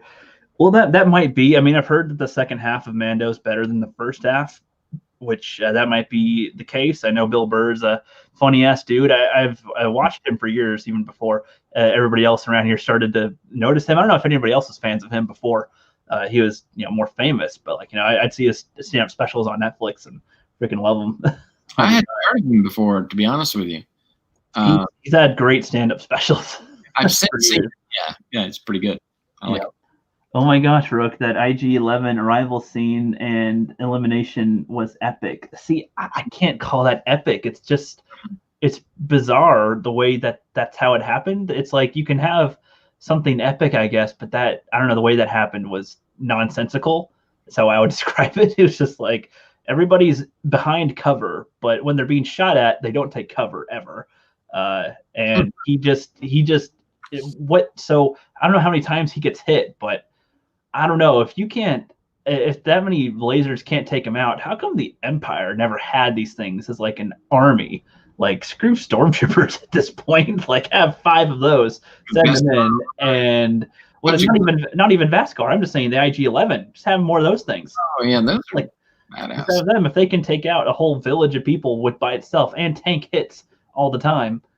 I don't know. I'm just guessing, and I think I can answer your question. Because, and this is me reaching back into my mind, so I think the IG series were too expensive, and so they opted, well, let's be real, they had the battle droids and they weren't good enough. So then they had super battle droids, but then he wanted humans for some reason. He wanted to switch from clones once he took over as the Empire, right? So why in the world would you not use the IG series? I'm guessing because they were too expensive, but I think I actually heard or read that somewhere. But that doesn't make any sense because what does it cost to keep a human alive compared to a droid? I would agree with that. Food, clothes, armor, weapons, waste. It seems like there's a lot more work into keeping a living being alive than a droid. Yeah. I don't know. And you can specifically control droids to do things rather than have a human, I don't know, mess up. The biggest argument you could have here is that even though humans think on their feet and solve puzzles in a sort of nuanced way that only humans can, solving situations, that would be a bad argument ultimately. I mean, my argument, because IG-11 does that in real time in the first episode. He's solving the situation as he goes along in a very human sort of way. Yeah. I guess it's just my whole thing is his approach. I'm just going to walk into the center of this huge thing with like 50 people and be shot at and then somehow able to take out all of them. And I just don't see that as epic. It's just what? Like if it's just kind of like in a way where like Arnold Schwarzenegger or something does, it's like, okay, you can see it as epic, sure, but I don't see it as good. It's epic when Arnold does it himself. It's epic, but I wouldn't say it's good. It's like it's cool, but it doesn't make any sense. Well, IG-11 did keep trying to kill himself, which a human wouldn't have done. So there's but that's where it contradicts also to me, because when there's more of them shooting at him, he doesn't want to kill himself. But when there's less shooting at him and he's undercover, now he wants to kill himself. I don't know. It just it doesn't seem consistent with anything. And like, so if he's in any situation similar to that, he would want to kill himself rather than. So I would think he'd want to be stealthier if he's gonna want to kill himself, if he's gonna be compromised. My system went down for a second, so I didn't hear any of that. Sorry, man.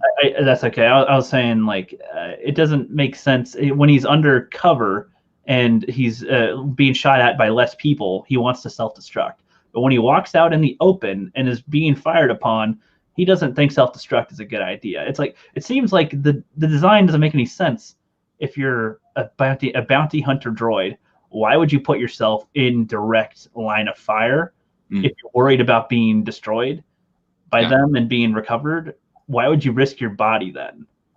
Like, wouldn't you be stealthier? Because then you can do what you need without risking capture as bad. And if you were to, you could blow up. I don't know. It seems like he's intentionally putting himself into a spot where he would want to blow up rather than accomplish his bounty, which doesn't make any sense, which is a small thing I just thought of with thinking about IG-11 that this is part of just why it doesn't click for me. I get why. I mean, you're feeling that way. And when you look at it with that lens, of course, I don't think of it. I guess I just see it as, and I'll say the first episode had a lot of flaws, sure, and you're bringing up even more, so thanks for that. But you know, I think you should watch the full season all the way through. In my opinion, the story outweighs the flaws and the where they go with it. You know, one of my favorite things about Star Wars lore, Star Wars, you know, stories is the lore, but also how you can see, like how Lucas would say it rhymes. One stanza complements the next stanza. And then there's hidden Easter eggs that aren't necessarily fan service, but things you can say, oh, I know about that.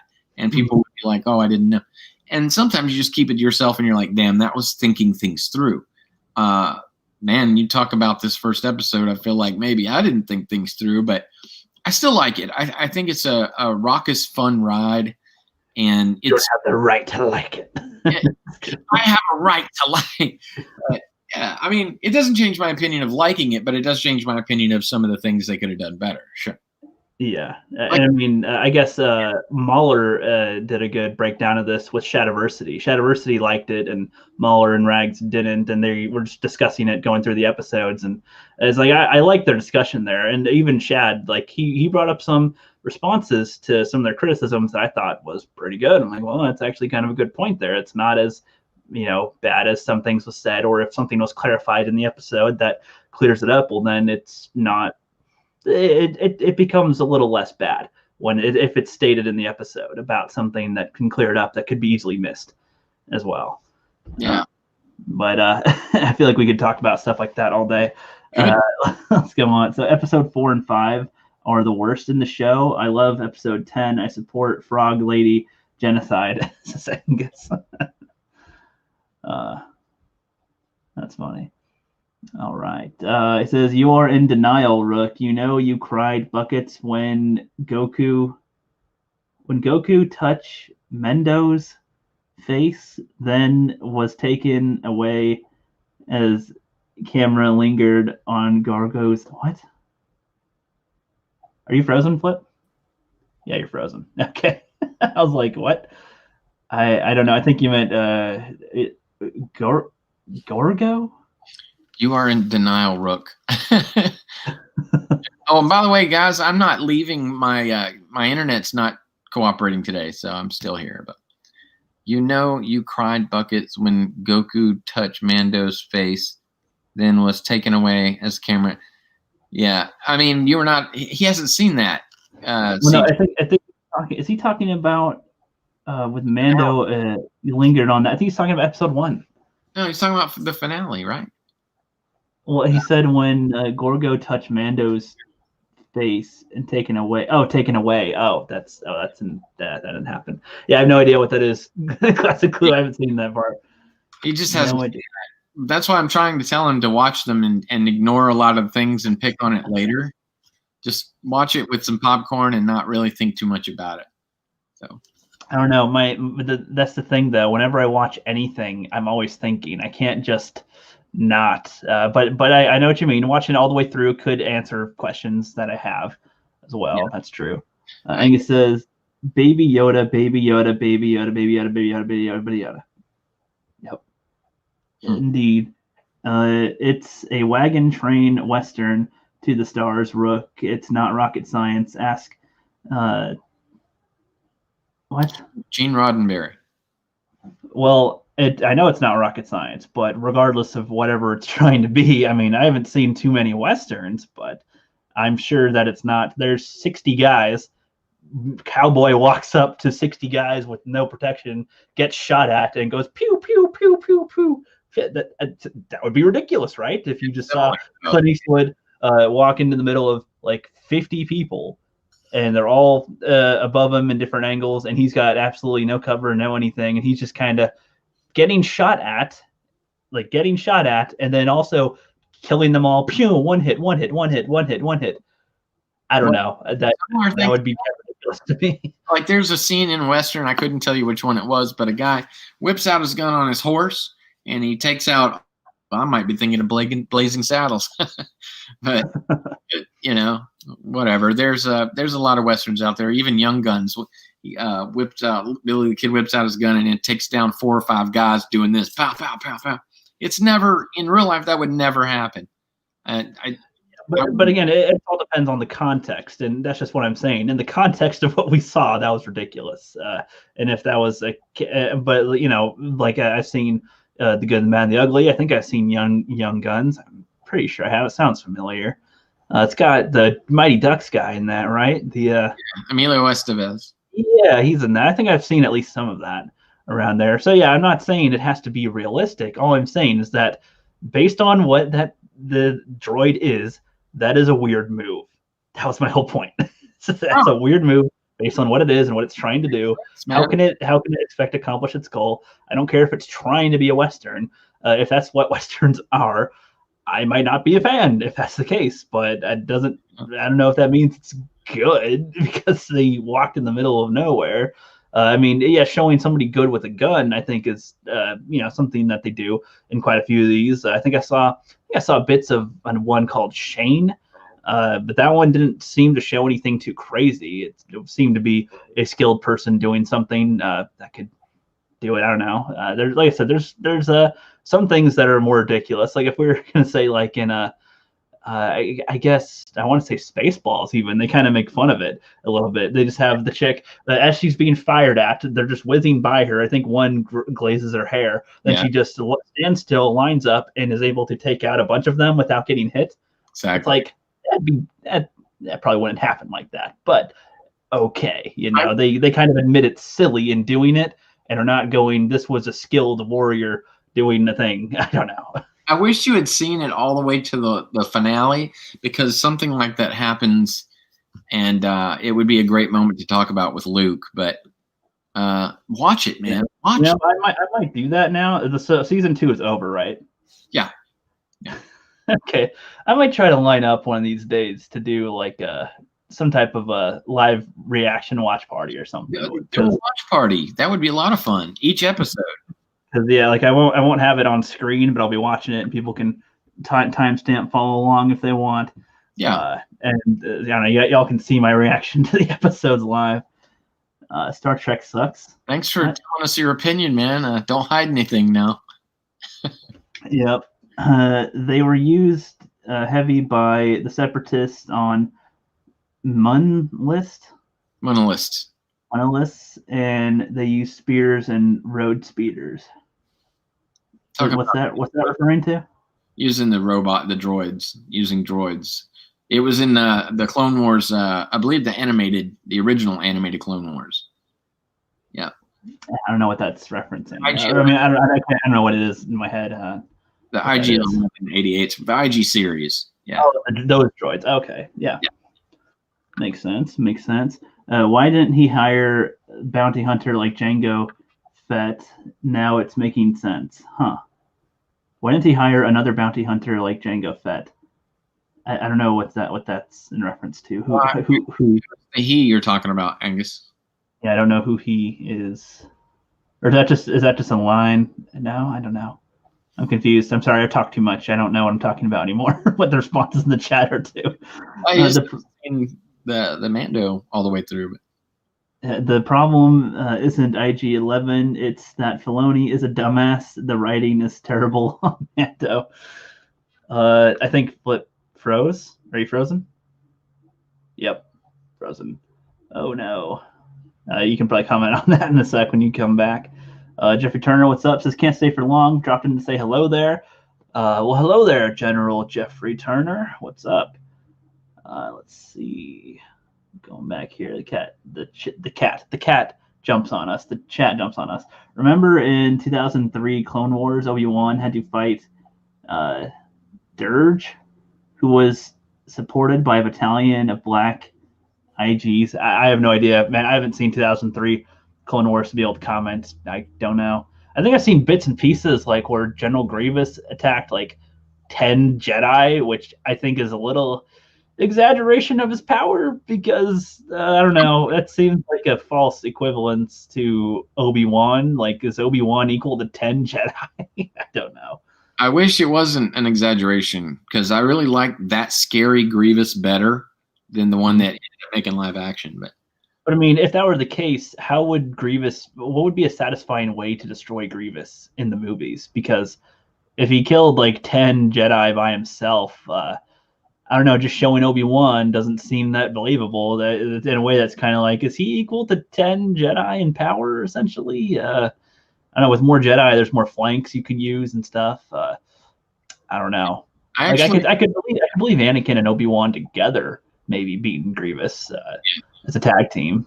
Yeah, I agree with you there. Actually, how would you have killed him? I think because one of the other Jedi would have maybe done Force Crush, like Mace Windu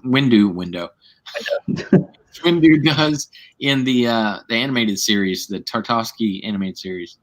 Like, but not all of them know that power. Well, I was about to say, well, and how much is he affected by the Force? Like, if you Force push him, his feet seem to be very able to grab onto the ground. His body seems pretty strong to be able to, prevent you from sending him back like others. So even if a couple Jedi were to try to Force push him, like how effective would that be? And would he not be able to react, roll, and respond in some other way? Like what Force powers would they be able to have an advantage on with him? Or if they threw a lightsaber at him, how much would that really be effective? It kind of makes you think about how much of a warrior they have to be able to beat him in that case. Yeah. I don't know why we're talking about Grievous so much, but I don't know. It's an interesting question when they show him beat 10 Jedi and then Obi-Wan beats him. It's like, well, would that be how that goes? No, it's true. I think I like to think in my head that only a Jedi who, like, Plo Koon had Justice. What was his lightning called? Yellow lightning. I don't know. Force Justice or something. Yeah, that might have been, but I don't think that would have killed him either, because the Emperor would have made sure he was built, so strong. But I think the dark side lightning is the way that would have killed him. That's an opinion, I'm just thinking. Because he probably couldn't defend against that, and the Emperor would have had a contingency plan in case he did his wavy, lightsaber block things. That stops the lightning. I don't know. He's got good defenses and attacks with his forearms, so that'd be a tough one. That'd be a tough one. So, I like how his thing about Obi-Wan fighting whatever there, it just got onto the Grievous conversation. It's like, I haven't seen that to know, but I know that in animated ones, they tend to really exaggerate what's going on. So they'll show like one Jedi going against probably about 50 things. But again, that's kind of different based on who it is. Like if you had a squirrel go up against 10 lions, I would not think the squirrel would come out on top. If you had a lion go up against 10 bears, again, this is it depends on the context of the things here. If you have a average Joe that works at Dairy Queen go up against a trained, go up against trained soldiers, probably wouldn't do so well. But if you had like a ex-Navy SEAL go up against 10 soldiers, well, now it's a little different. Its possibilities kind of go up. But again, what would his tactics be? What would his tactics be? All of you shoot at me while I have no cover, and I'm going to individually shoot all of you at, like, I don't know. That wouldn't be my first plan of attack. In the chat, you guys tell us how you would beat Grievous if he was that powerful. And if he could beat 10 Jedi, how would you have him be beaten in the movies? Yeah, I'd like to know. Because the best I had was the lightning, especially if it's Rey's Force plot lightning. Yeah, of course, just out of nowhere. Not My Shower says, yes, love that scene. I guess the Empire stopped producing them after Obi-Wan scrapped them all. Yeah, I guess he's referring to what Classic Lou was saying. Scrap which ones? He's talking about the whatever things that those were doing. Yeah. They says sub Mega Jetty. Yep. Yeah. Sorry, I assumed you had seen the episode. I mean, I don't really remember too much from the animated ones, 2003. Or it was 2003, right, when those came out? Yeah, I mean, I remember Ventress being in them. She's like, I am Sith, or something, and that was kind of weird. I remember the Grievous thing. I remember Mace Windu riding one of the Vulture droids or whatever, and that was kind of odd, but that was kind of cool. Again, cool, epic. Not really making much sense here, but whatever. Yeah. It does weird stuff. Exactly. And I don't know. I would hold cartoons to a little bit different standard than live action. I feel like in live action, there's a difference between what's realistic and what's not realistic in a cartoon. Like cartoon is meant to not be real anyway, I suppose. Are you frozen again? He's frozen again. I think that's like the sixth time you're frozen today. That's okay. We'll thaw you out. I thought you saw the series. How can you have an opinion on a series you have not seen? Classic Glue. What are you talking about? What are you talking about? We weren't talking about the 2003 series before. We're talking about Mando episode 1, which I've seen that episode. I don't know what you mean. Like I've seen that episode, and that's all I was commenting on. I don't know what. Oh, he's talking about Mando, I guess. Yeah. Like I haven't seen the whole series, but I can comment on an episode that I saw somebody do actions. Like yeah, you had an opinion on 3 episodes, but I think if you watch all of it, Rook, you may still feel the same. You may not, but give it a go, bro. And I would love to see you do the watch party. That'd be badass. Yeah, I might try to do that. But I mean, I guess as far as I don't know what seeing the rest of the series would change about episode 1 as far as what IG does. I don't know. That seems to still be what he did. Still kind of odd. Oh, frozen again. Oh man. Poor Flip. Sorry, fella. Rook seems to be blind, and all my jokes are just flying over his head. No, I'm seeing what you're saying. I just if they're jokes, if it's in reference to something I just don't know, then it's harder for me to know what it's referring to in a joke, and it's just in text. It's harder to see it. So I'm just responding. I don't know. If you can read the screen, you don't get the joke. If you can read the screen, you don't get the joke. Why aren't you wearing glasses? If you can't see, what are you talking about? I assume that's another joke right there. Yeah, if you can read the screen, you don't get the joke. Why aren't you wearing glasses if you can't see? I'm going. My wit is lost on the young. That's okay. I appreciate you coming by, Classic Clue. This is a fun conversation, regardless. Yes, it was. Wait, okay. And we can remain friends because that's how we work. Exactly. All the time. The IG droid, Angus gets it. It's so hard talking to Rook when he has seen nothing and is trying to comment. Wait, nothing he's trying to comment on. It's like going to a job interview unprepared to answer the question. What are you talking about? He saw the first 3 episodes, so he commented on those. He did. Yeah. So. Yeah, like I'm not commenting on episodes I haven't seen. I'm commenting on the ones that I have seen. That's the whole point. Flip froze again. No. But that's okay. It's like classic. I'm okay with the comments that you got there. I mean, it's creating fun conversation here. But I don't know what you said that's in reference to a different episode. Like whatever I was saying about episode 1, I don't know what you're referring to now with this. I don't know. I'm sorry, Glue. He is a rookie. That is true. If Obi-Wan can kill Dirge, he can certainly kill Grievous. I don't know who Dirge is. I know who Grievous is because I've seen that. I don't know who Dirge is. I haven't seen that show. I wasn't really commenting on that show. It's like commenting on Mando. Okay. Yeah, Flip's internet is wigging, so he'll probably return in a few. We're going to close out soon anyway, but I thought it'd be cool to still finish out this conversation. This has been fun conversation, regardless if it seems like I'm not getting whatever's being said. I'm enjoying the conversation. Give a lightsaber to the squirrel. Sorry about your internet, Flip. We'll close out soon. I know you're about to say something, and it just paused. I'm like, yeah. That's all good. He says, "I'd like to see boobs." Oh yeah, it'd be great is we saw the red, like Darth Maul's species. I can't remember for whatever reason. The red on Dathomir. Yeah. Yeah. That'd be awesome. Grievous went out like he was supposed to. Exactly. Let's see.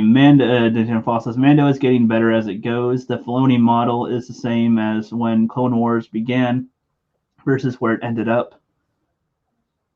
I don't know if that's a good thing or not, to be honest. I liked where the Clone Wars went. I'm curious about the Bad Batch, though. That'll be cool to watch. I hope. Yeah. I mean, that's good, I guess. I haven't seen the newer ones they released the Clone Wars, so I can't comment on that. You gotta see this stuff before you. But I guess from what I saw of the Clone Wars, I've seen the 5 seasons of the Clone Wars show, and I mean, I liked some things that were in it. Mm-hmm. Some stuff I questioned why they went on so long, like with Darth Maul. Like, I like Darth Maul and all, but I don't know. They make him talk a lot, and he's another one that just seemed like a silent warrior, like in the first one, and then all of a sudden he's a chatterbox when you get into the Clone Wars, and it's like, I get what they're doing and the context, and it's a show and all this, but I don't know, when characters are a certain way, like if you made a mute person talk, I don't know. It's just like, well, that'd be a little odd. Not saying that he's mute. I'm just saying it's like that would be kind of odd choice. I see the turn on to, keep it like he's a quiet warrior. I get that idea. Yeah, it's like you can still have him motivated and have his goals and do things and say some stuff, because he did say lines in the first one, of course, but he was more of he'll speak when it's appropriate, when he actually has something he kind of wants to say. Mm-hmm. He wasn't having an exchange with Qui-Gon and Obi-Wan. I liked how Obi-Wan and Qui-Gon weren't really talking to either. I mean, if anything, I wouldn't mind if they had some type of tag team tactics maybe that were presented, but I think it showed more in how they were fighting. Like I think at one point Obi-Wan like went in to do a fake attack, and then Qui-Gon struck from another side or something. Like that was good without any dialogue. I agree. That's kind of stuff I like to see, is like expression of character without having dialogue with it. I see. Dirge is from the 2003. Yeah, and I haven't seen the Clone Wars 2003. I've seen the Clone Wars. What year did the other one start? 2005, 2008? I think it was 5, 6, maybe. It could have been 2008, because I think it ended around when Disney bought it. In 2011, yeah. Yeah. That might be where that went. Maybe it was 2008, 2000. I don't know. Right around there. Right. Sorry, my typing sucks today, rookie. Not trying to be mean, just trying to have fun with you fellas. So don't read too much into my comments. No, it's cool. Like I said, we're having fun with our commentary here. We're having fun with it. We're just talking. I mean, this kind of goes into what we're talking about before. Like, even if we're having a discussion and even if things get heated, that's just what happens. Yeah. It happens sometimes, but there's no hard feelings about it. There's no I'm not thinking anything bad of you, Classic, for it. It's an interesting conversation. And like I said, if you think something was epic and I disagree, that's where the conversation comes in. That's what we did. When you presented the Clone Wars 2003 thing, I haven't seen it. So when you just said that like Obi-Wan took on like a bunch of droids, I'm just like, well, I don't know. It seems, like what they do in that show. Mostly. What's up, Will Gentry says, well, Mr. Rookie Critic, how have you been? Been pretty good. Done there, feller. Doing good. Well, 2020 is ending. Hoping you're doing good. I doubt 2021 will be much different, but we'll see. Hopefully. All I know is that we should expect the unexpected and expect to adapt to the unexpected, because, 2020 hit us like, it's going to be the best year ever, followed by being the worst year ever. That's right. Yeah. He says, I'm a better speaker than typist, so my bad. No, you're cool, man. You're cool. Yeah. That's toy. And if we don't disagree, we're not going to have an interesting conversation. Hey, I like that. I do too. How long can you possibly go saying that you agree on stuff? Yeah, I know what you mean too. Like when I'm in the chats sometimes and I have a lot to say and I'm only able to type out some things, it's like that's only a fraction of what I would say if I could speak it. And so it's not coming out as clear. It's not going to come through to the person reading it as much. So totally get it. Yeah, man. We can hope 2021 will be better. True, we can have the hope. Yes. But, I also don't expect it to be great either, but we'll try to make our steps to make it great. That's what will count. That's what you do. Take steps.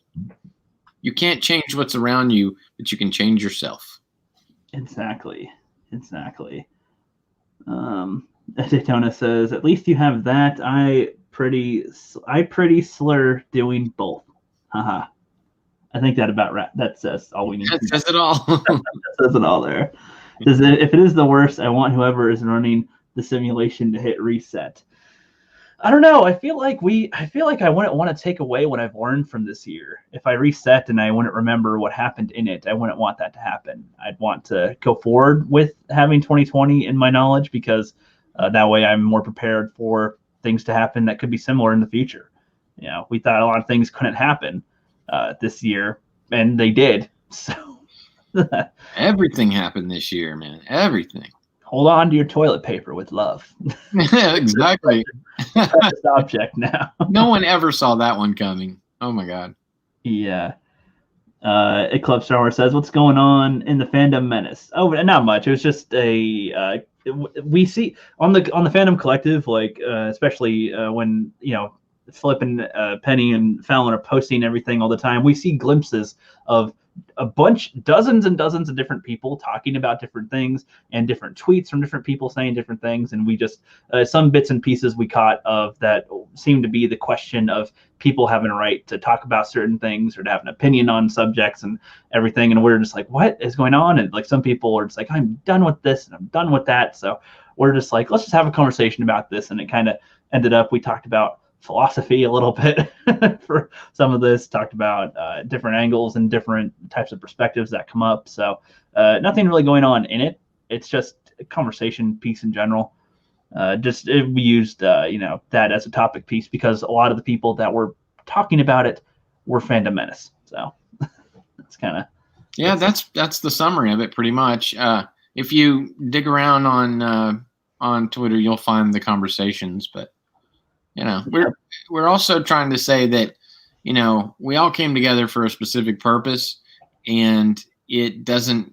On the negative side, it was anger, but on the positive side, it was about getting our feelings and our opinions to seem like they matter, because it felt like we were being brushed away after spending a whole lifetime of being Star Wars fans.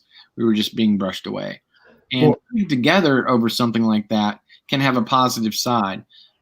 Later on, it can seem like that was all that was there, is that you mutually, hated something, but that's not what it was. So yeah, well, and I think Mark with the C's video kind of got me thinking about like back when TLJ came out and everybody was starting to say vocally that they don't like it. Well, they were being labeled as like racists and sexists and Nazis and stuff. And I was like, well, wait, what the heck? So, and then the conversation about, the rights to speak. And it's like they, by calling them racist and stuff, weren't taking away their right to speak, but they are labeling them in such a way that might turn away people from listening to them, from even hearing them out because of what they're labeled as, which is a problem in a way of speech. You're using your free speech to silence or to prevent people from being heard, but you're not silencing them. Like when they say when a tree, this is an analogy I didn't think of before. Like if a tree falls in the woods and nobody's around to hear it, it doesn't make a sound. It's kind of the same scenario in a way, taking away your voice being the tree. You're saying stuff, but can people hear it? That's kind of the important part about what that means, I guess. Who's hearing it? Or if they're not hearing it, what's the purpose? I guess. Yeah, well, the mob comes in and says what you said. It's for all. Imagine like 500 people didn't see the conversation, didn't hear it. All they know is that the mob said you're racist, so they don't look to learn about this. They don't try to find out what really happened. So right, it becomes surface level stuff, and then it's like, well, what's the real truth? Who knows? And whatever. And then some conversations end up just being about the act of speaking. And it's like, well, then what's the point of what? Like, that's what this whole thing already was speaking freely. So it just became a conversation piece that we had. And then we got more into Star Wars at some point, which is part of what spawned a lot of these conversations in the first place. So that's kind of where we ended up going. True that.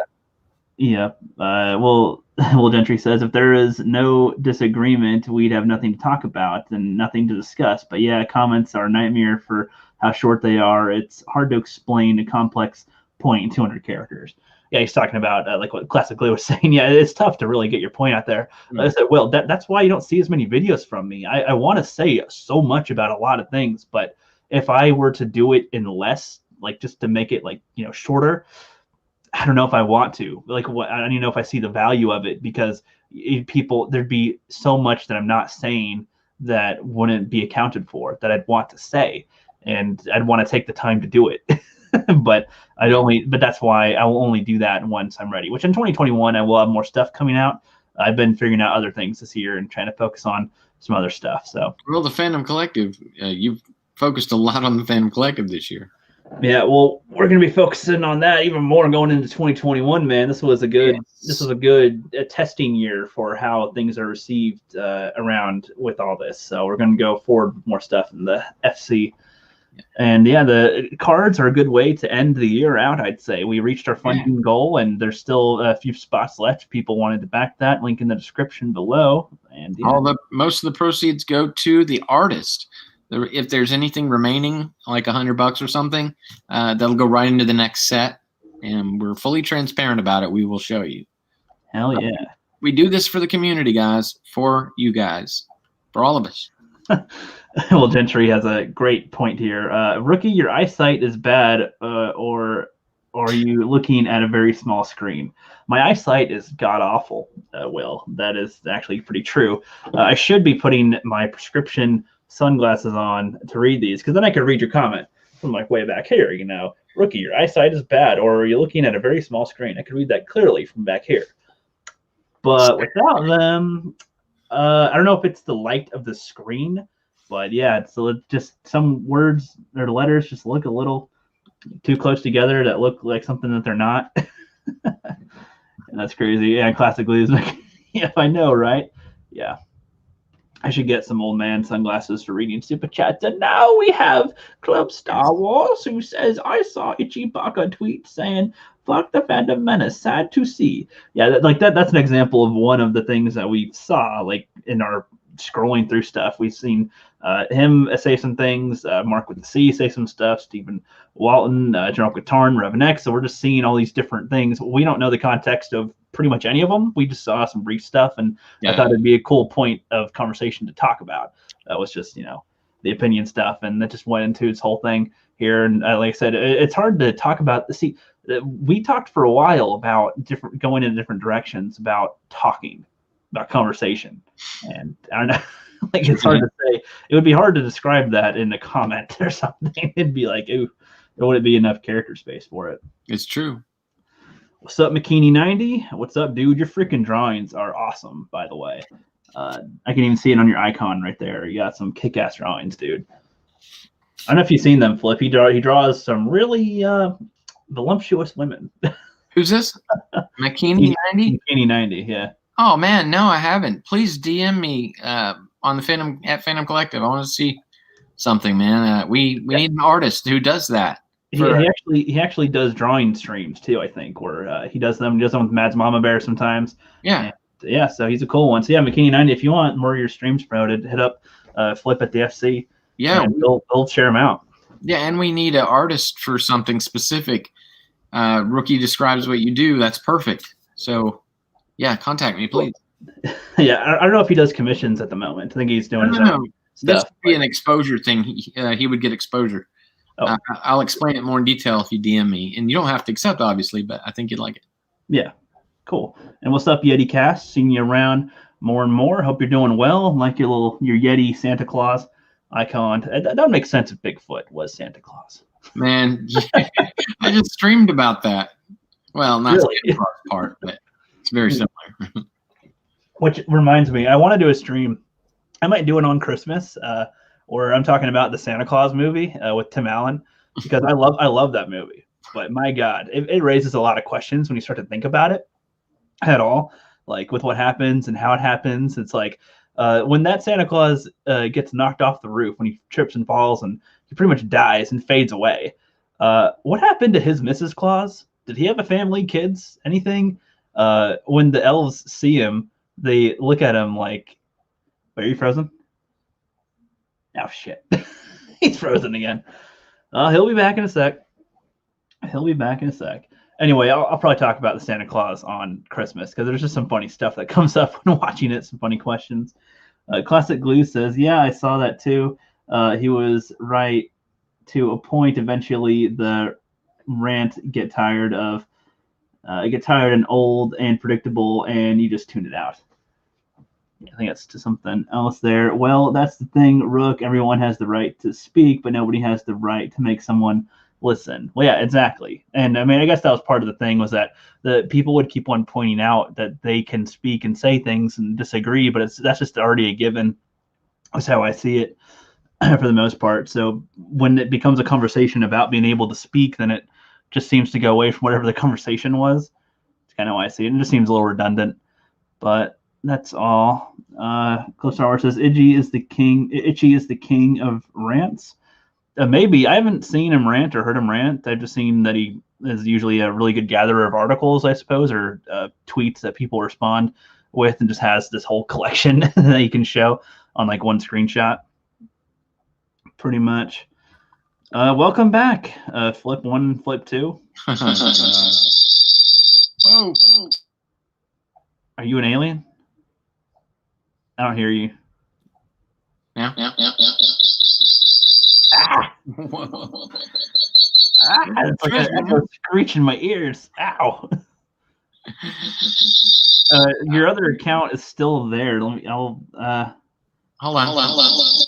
That better?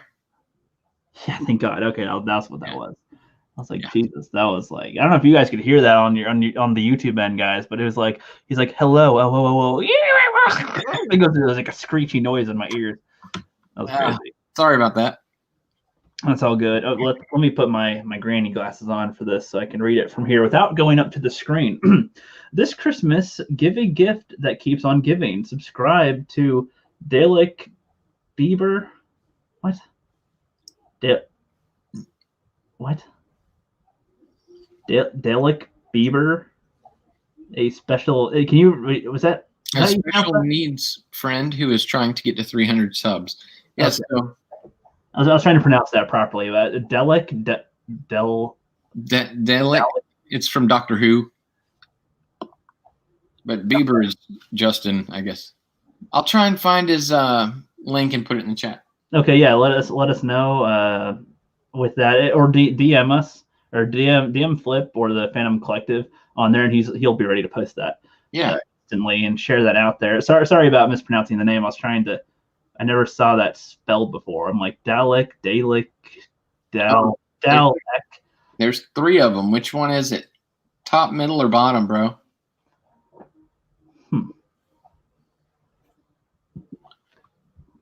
I don't know. Don't quite know.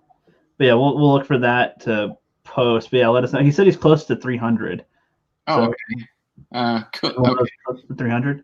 I got it. 283 subs on this one guy. Okay. DM it to me, or if you can post it in the chat. Yeah. Here, you can post that in there, and the people that are here can subscribe to him, to Dalek Bieber.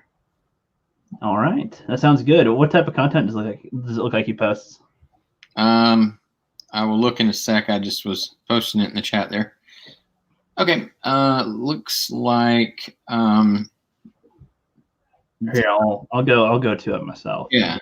I'll bring it up so you can see it. He vlogs a lot. It looks like a lot of vlogging. Oh shit, that's an actual little robot. What? That's a Dalek.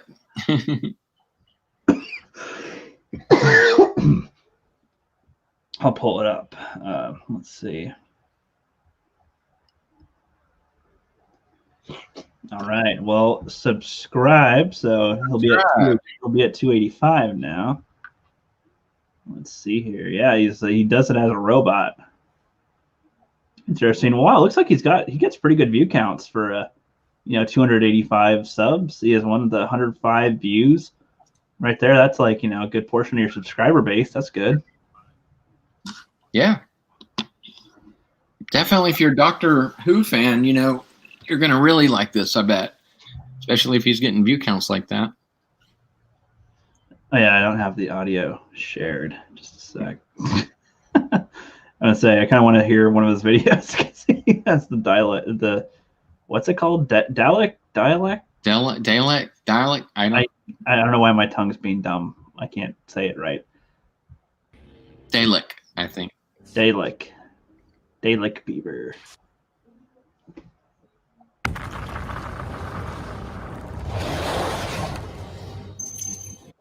I wonder what it's gonna say.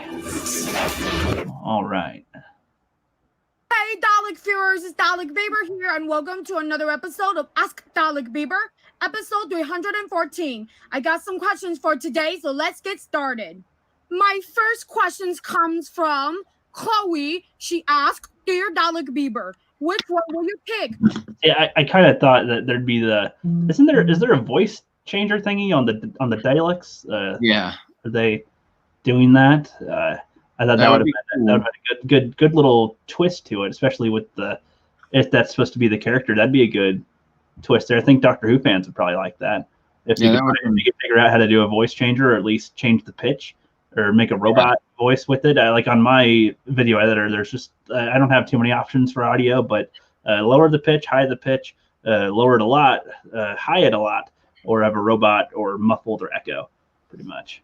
That'd be kind of cool if he has a robot one. That'd work right there. But so that link's posted in the chat, so go check out that guy. Get him to 300 subs. Did you share it out on Twitter too, or just in the chat here? Oh, yeah. Well, I subscribed all the way, so I'll start posting him. Okay, cool.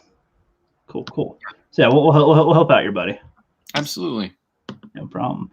Trust me, my dude, it's not the light. I used that excuse when I refused to admit that I needed glasses. Well, that's the thing. I know I need glasses, but I think sometimes, like, I don't know, like when I'm reading stuff on paper, I feel like I can see the words more clearly than I do when they're on text, I guess. When they're with that, I would assume some of it has to do with the light. There is some type of blue rays or something, right? Am I wrong? Blue light, yeah. Blue light, and yeah, and like that's why sometimes they have the glasses that reflect it, or that make it bounce off, or I don't know what the hell. I don't know the terms here for it that make it easier to read, I suppose. But that's all good. Yeah, I know I'm a glasses person. I can't do contacts at all. McKinney, not what? McInney? Didn't say Eeny. McInney. McInney. Then say way you would say it in the word mini. McInney. McKinney. McInney. Cool. Yeah, we heard it. Okay. Dalek. God damn it, my tongue does not like the word Dalek. It doesn't. It sees different things as I'm saying it with my tongue. Like during the day, you lick. What you want to be you, but. Yeah, Will's making fun of me. You say Dalek. Dalek. Oh, that's how it's pronounced. Dalek. Okay. Dalek. See, the only reason I know of it is because of South Park. I think they make fun of it. They have like it becomes a device invented by the Germans to be funny bot or something, and tells why is or something about a chicken because the pecker is on his head or something. It's like, okay. I still prefer Dalek, but. Yep. It's a girl. Okay. Well, that's good. Well, I saw a droid. I don't know. I can't tell what gender it is. Okay, with the droid. It was blue as the thing. I don't know. Just under 300 subs would be my guess. Yeah, exactly. I was saying earlier to find the one. But that's all good. You see, okay, now I'm looking closer because the word looks bizarre from here, so I'm making sure I can pronounce that word correctly. You Merkins, you're Americans. That's making fun of America. Right Americans. You're making fun of America right here. America right here. We're Americans. See, because when I see people say Americans, I don't see it ever spelt that way. So when I'm seeing it now, I'm looking up closer, going, "Is that what that says?" Americans need an Englishman to teach you how to pronounce things. So now I see where he's coming from. He's got the English words, perhaps. He's got the English voice, sir. Okay. You Merkins need an Englishman to teach you how to pronounce things. Mm-hmm. You probably watch Harry Potter. No. Do you wish you were Harry? Yeah, it says that Dalek Bieber is a girl, and Blue Dalek is her, and she does reviews on Funko Pops and takes questions from her Dalek friends. Thank you guys. Yeah, no problem, dude. Cool. No problem. Got her on the posting list. We'll see. He says, I don't recall that South Park. I need to look for that episode. Yeah, I don't remember what it's called. It might be called Funny Bot or something. It makes fun of things. They're like, he's like, I don't remember the jokes, but it was funny. He's like, why is something with the chicken because the pecker is on its head, and they love it. And then it makes fun of Tyler Perry or something, and it's funny. Anyway, we got on for 2 hours, man. That's way longer than we expected to go for today. A lot of fun though. Yeah, indeed. Good seeing you guys again. This was fun. Do you have any things you want to say? Any last minute things for the chat? You guys, if you are, with the Fandom Collective and you like being posted, do consider hitting us up on Patreon, because we do pay people to post for us, and we could always use that money especially. So do consider that, because you also get a lot of perks, like the Fandom Menace cards. Not the one from the Indiegogo, but the FC team cards. Those are one of the perks. But anyway, just give it a shot. We could definitely use the support. Other than that, thank you all for the support you gave us, this community, for the Indiegogo project. And beyond that, just get ready for Rook and I to do a lot more streaming. We're going to be doing the Cosmic Conversations, and we're going to be doing more patron streams. And also, what was the other one we were doing? Nerd Blast, I think. Nerd Blast. We haven't done that in a while. Yeah. The more I think of that name, the more perverted it sounds, but we're going to go with it. Depends on how you say it. Let's have Nerd Blast. Nerd Blast. God. Anyway, you get the picture, I hope. But yeah, anyway, that's it. Yeah, thanks for coming by and making us feel wanted. It was great. Exactly. Appreciate it. We appreciate the backers of the Indiegogo project. Yeah, we got a lot of stuff planned for 2021. Now, how soon they will all come, I don't know. We are we're trying to get to the point where we can get things out faster, but for some reason things take a while sometimes. It took us a while to get this puppy going, but it went going, and we've learned from it. So that's good. Okay, see, God damn it, I was about to lean into the screen again. Okay, for you, Will, I'm going to put the prescriptors on. So it's funny listening to Americans try a fake English accent, same as English people trying to do a fake accent. Always good for a laugh. Yeah, if I could hear it spoken properly, then I could try to do a better impression of it. In fact, some of my Jeff characters are supposed to do different accents of like Russian, Australian, and Japanese and British. So it's like on top of my head, I can't really. Sometimes they all kind of blur together of what is the difference really. Yeah, Australian and English is a good mix up. Plus, if you throw Jamaican accent in there, you're like discombobulated. You want to know what Jamaican, eh? See, I think I go right to Canada with half of these. Like they're not even closely related. I'm going to be a Russian, okay, babushka. You got the Russian. I'm Russian. I crush you. That's the way. That's how I can get the accent. I crush you. Read what Will wrote there as with the British accent. With British. It is so funny listening to Americans try a fake English accent. Same as English people try a fake accent with American accent. Always good for a laugh. That's about as best I can do right there. I was gonna try to do a Russian. It is so funny listening to Americans try a fake English accent. Same as English people trying to fake an American accent. Always good for a laugh, comrade. Tell them, comrade. Comrade. Let me do Arabic. I can do Arabic. You ready? Okay. Yeah, makes about good enough sense. Yeah, especially that last part. There we go. So it sounds funny. Titana Fall says, thank you so much for sharing my videos. Merry Christmas. By the way, anybody going live tonight? I'm catching an Xmas buzz and want to chat y'all up. Ha ha ha. Possibly tonight. I'm not sure. I know Fanscene might be live right now. I have to get up at 3 a.m., but maybe one of the patrons or one of the like you were saying, one of the FC team. Definitely try fantasy, and you might be interested. Yeah, tonight probably not good for me, but yeah, in the future, if you want to hit us up about that, talk, just let us know. Friday, like I said, I might go live just talking the Santa Claus because I don't know. There's a couple of them and Hallmark movies. I don't know. They're funny. My mom's been watching some, and she My mom isn't. too. She isn't, but she's watching them to hate them. Oh. She hates them. But she thinks they're hilarious because she has it on all day when she's not at work, and she's just watching them, and she's like, "Oh my god!" So we can make a bingo with the Hallmark people. There's the protagonist is usually some girl that lives in a big city, going back to a small town that's her hometown. She is an artist, a photographer, a writer, or some type of artsy job of some kind, and then the guy is usually like a lawyer or an architect or something along those lines, right? But and he's doing things selflessly. There's some type of festivity that's going to happen in the small town. There's some type of drama with whatever, and then there's sometimes the boss is like, well, you can get that great big promotion that you wanted, but you're going to have to not spend time with them on Christmas. And then they have to have the choice of, oh, am I going to take that job or say screw it and go back to the family? Every one of them, man. But usually they get a misunderstanding. Something is misheard from the lover person, and then they go to the job, and then they change their mind, and then they go back to the girl. And it's all pretty much the same story every time. You could literally replace all the characters from each other's one. Yep. Appreciate it, Classic Glue. You're awesome. You're awesome. Hell yeah.